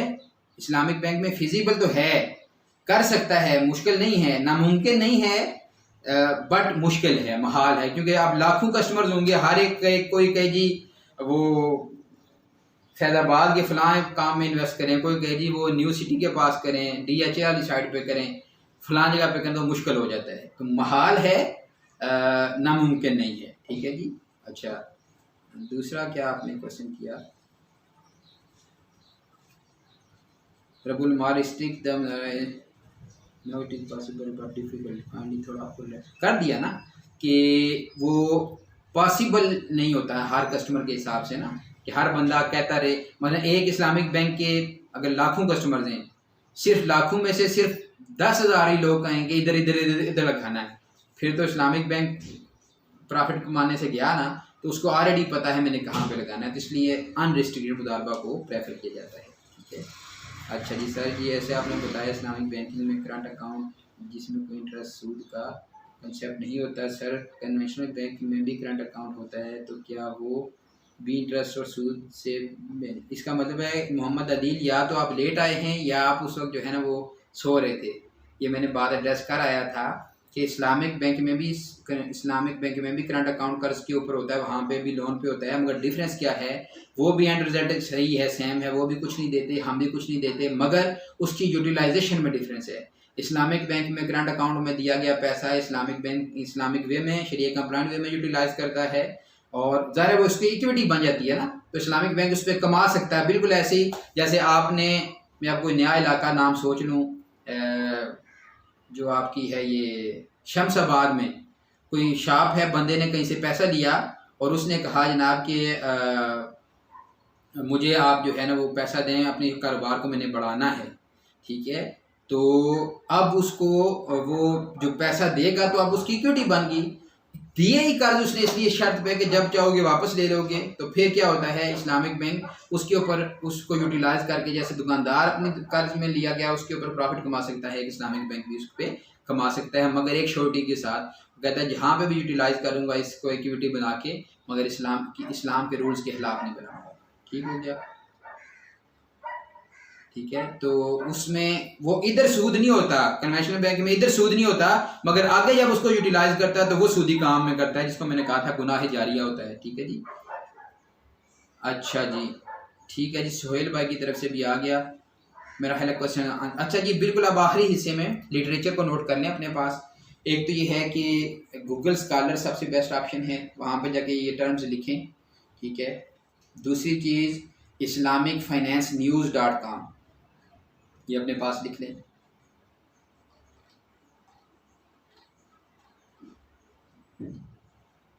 ठीक है। तीसरा सोर्स है कि आप स्टेट बैंक की वेबसाइट पे जाएंगे, वहाँ पे इस्लामिक बैंकिंग को क्लिक करेंगे तो वहाँ पे आगे आपको सर्कुलर्स मिलेंगे, लिटरेचर मिलेगा, बेशुमार चीज़ें आपको वहाँ से मिल जाएंगी। ठीक है, गूगल भी कर सकते हैं, स्टेट बैंक की वेबसाइट पे भी चले जाए। मैम ये जो आपने क्वेश्चन किया था मैंने ये जो पूल मैनेजमेंट के ऊपर और जिसको कहते हैं कि ये सारी चीज़ें जो चैरिटी कहाँ कहाँ पे होती है, सारे सर्कुलर्स आपको वहाँ पे डिटेल से मिल जाएंगे। ठीक है।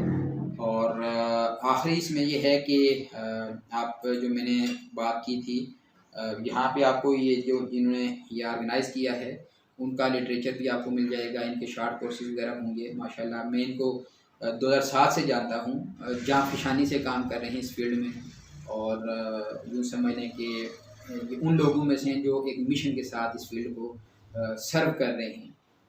तो इनसे भी आप चीज़ों को, आप में से जो लोग आगे एमफिल में आना चाहें, बेशुमार ऑप्शन हैं नेशनली इंटरनेशनली, ज़रूर आएँ, रिसर्च करें इसके ऊपर और PhD तक जाएँ। ठीक है, इसकी ट्रेनिंग में एक वसी दुनिया है, एकेडमिया में, रिसर्च में, इंडस्ट्री में बेशुमार अपॉर्चुनिटीज़ आपको निकल आए। और फिर इस्लामिक बैंकिंग नहीं है, इस्लामिक माइक्रो फाइनेंस है, तकाफुल है, ठीक है जी, इसमें मुदारबा कंपनीज़ हैं, इजारा कंपनीज़ हैं। इस्लामिक फाइनेंशियल इंस्टीट्यूशन जब आप लिखेंगे तो आपको कुछ इस्लामिक जो हमारे बैंक से उनको तो ज़्यादा स्टेट बैंक डील करता है, फिर SCCP है रेगुलेटर, उसकी वेबसाइट से भी आपको लिटरेचर मिल जाएगा और उसको भी आपको आइडिया हो जाएगा। अच्छा, तो ये हो गया इसके लिटरेचर के बारे से। अब बिल्कुल आखिरी हिस्सा जो वाइंड अप जिस पे कर रहा हूँ कि डियर स्टूडेंट्स, यहाँ से हमने शुरू किया था वहीं पे ख़त्म करने जा रहे हैं कि नीयत आज हमने ये लेके उठना है यहाँ से इस सेशन के बाद, किसको बतौर सेशन के नहीं लेना, अपने सब्जेक्ट के तौर पे नहीं लेना। नकाब उतार दें सोहेल भाई, तो हमने यह है कि ऐसे ज़ियारत नहीं होगी ना, हमने वहाँ पे आपको कुछ भी कोविड नहीं कहेगा, अल्लाह खैर करेगा इंशाल्लाह। तो हमने इसको एज अ मिशन लेना है, ठीक है।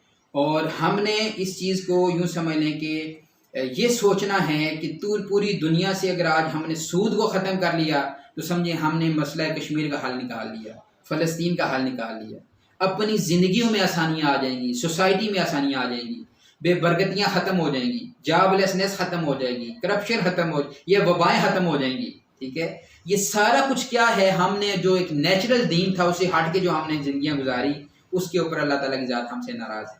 ठीक है, तो वो हम सिलसिला शुरू, जो 5 क्वेश्चन किए जाएंगे ना आपसे कब्र में और फिर आगे हशर में, उसमें से 3 का ताल्लुक तो डायरेक्ट आपके माल के साथ है, नॉलेज के साथ है। जवानी कहाँ पे गुजारी, माल कैसे कमाया, उसको खर्च कैसे किया, ठीक है। तो इन चीज़ों के ऊपर हमने सोचना है और अच्छी नीयतों के साथ फिर आपकी ज़िंदगियाँ बड़ी आसान हो जाती हैं।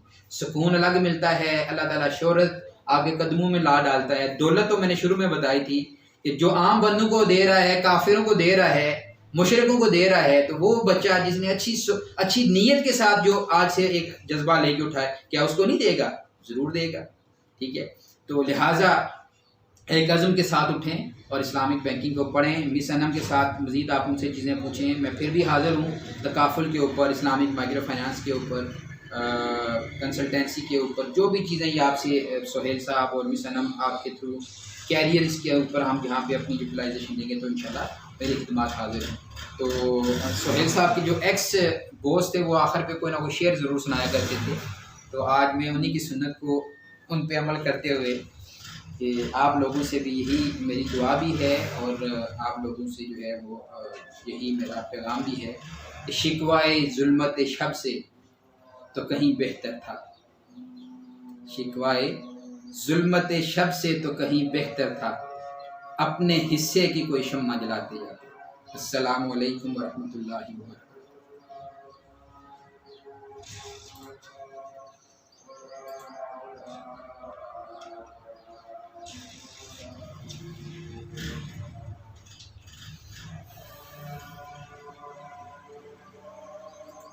सोहेल साहब अपना ऑडियो अनम्यूट कर लें।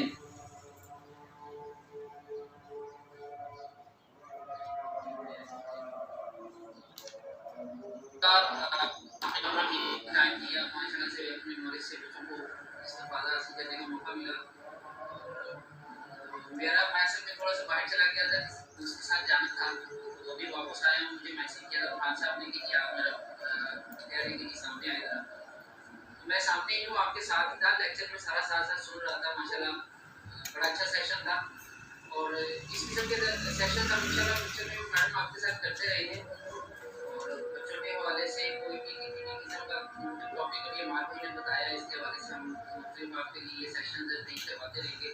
जब भी आपको ज़रूरत हो आप हमसे कॉन्टैक्ट कर सकते हैं। फिर इसके बाद हम सर्टिफिकेट्स भी इसका इस वर्कशॉप का भी हमको अनाउंस करें। अगर कोई बंदा इस को अटेंड करने का, वेबिनार को अटेंड करने का सर्टिफिकेट भी लेना चाहे तो उसकी एक नॉमिनल की कास्ट है, वो हमने आपको बताई थी।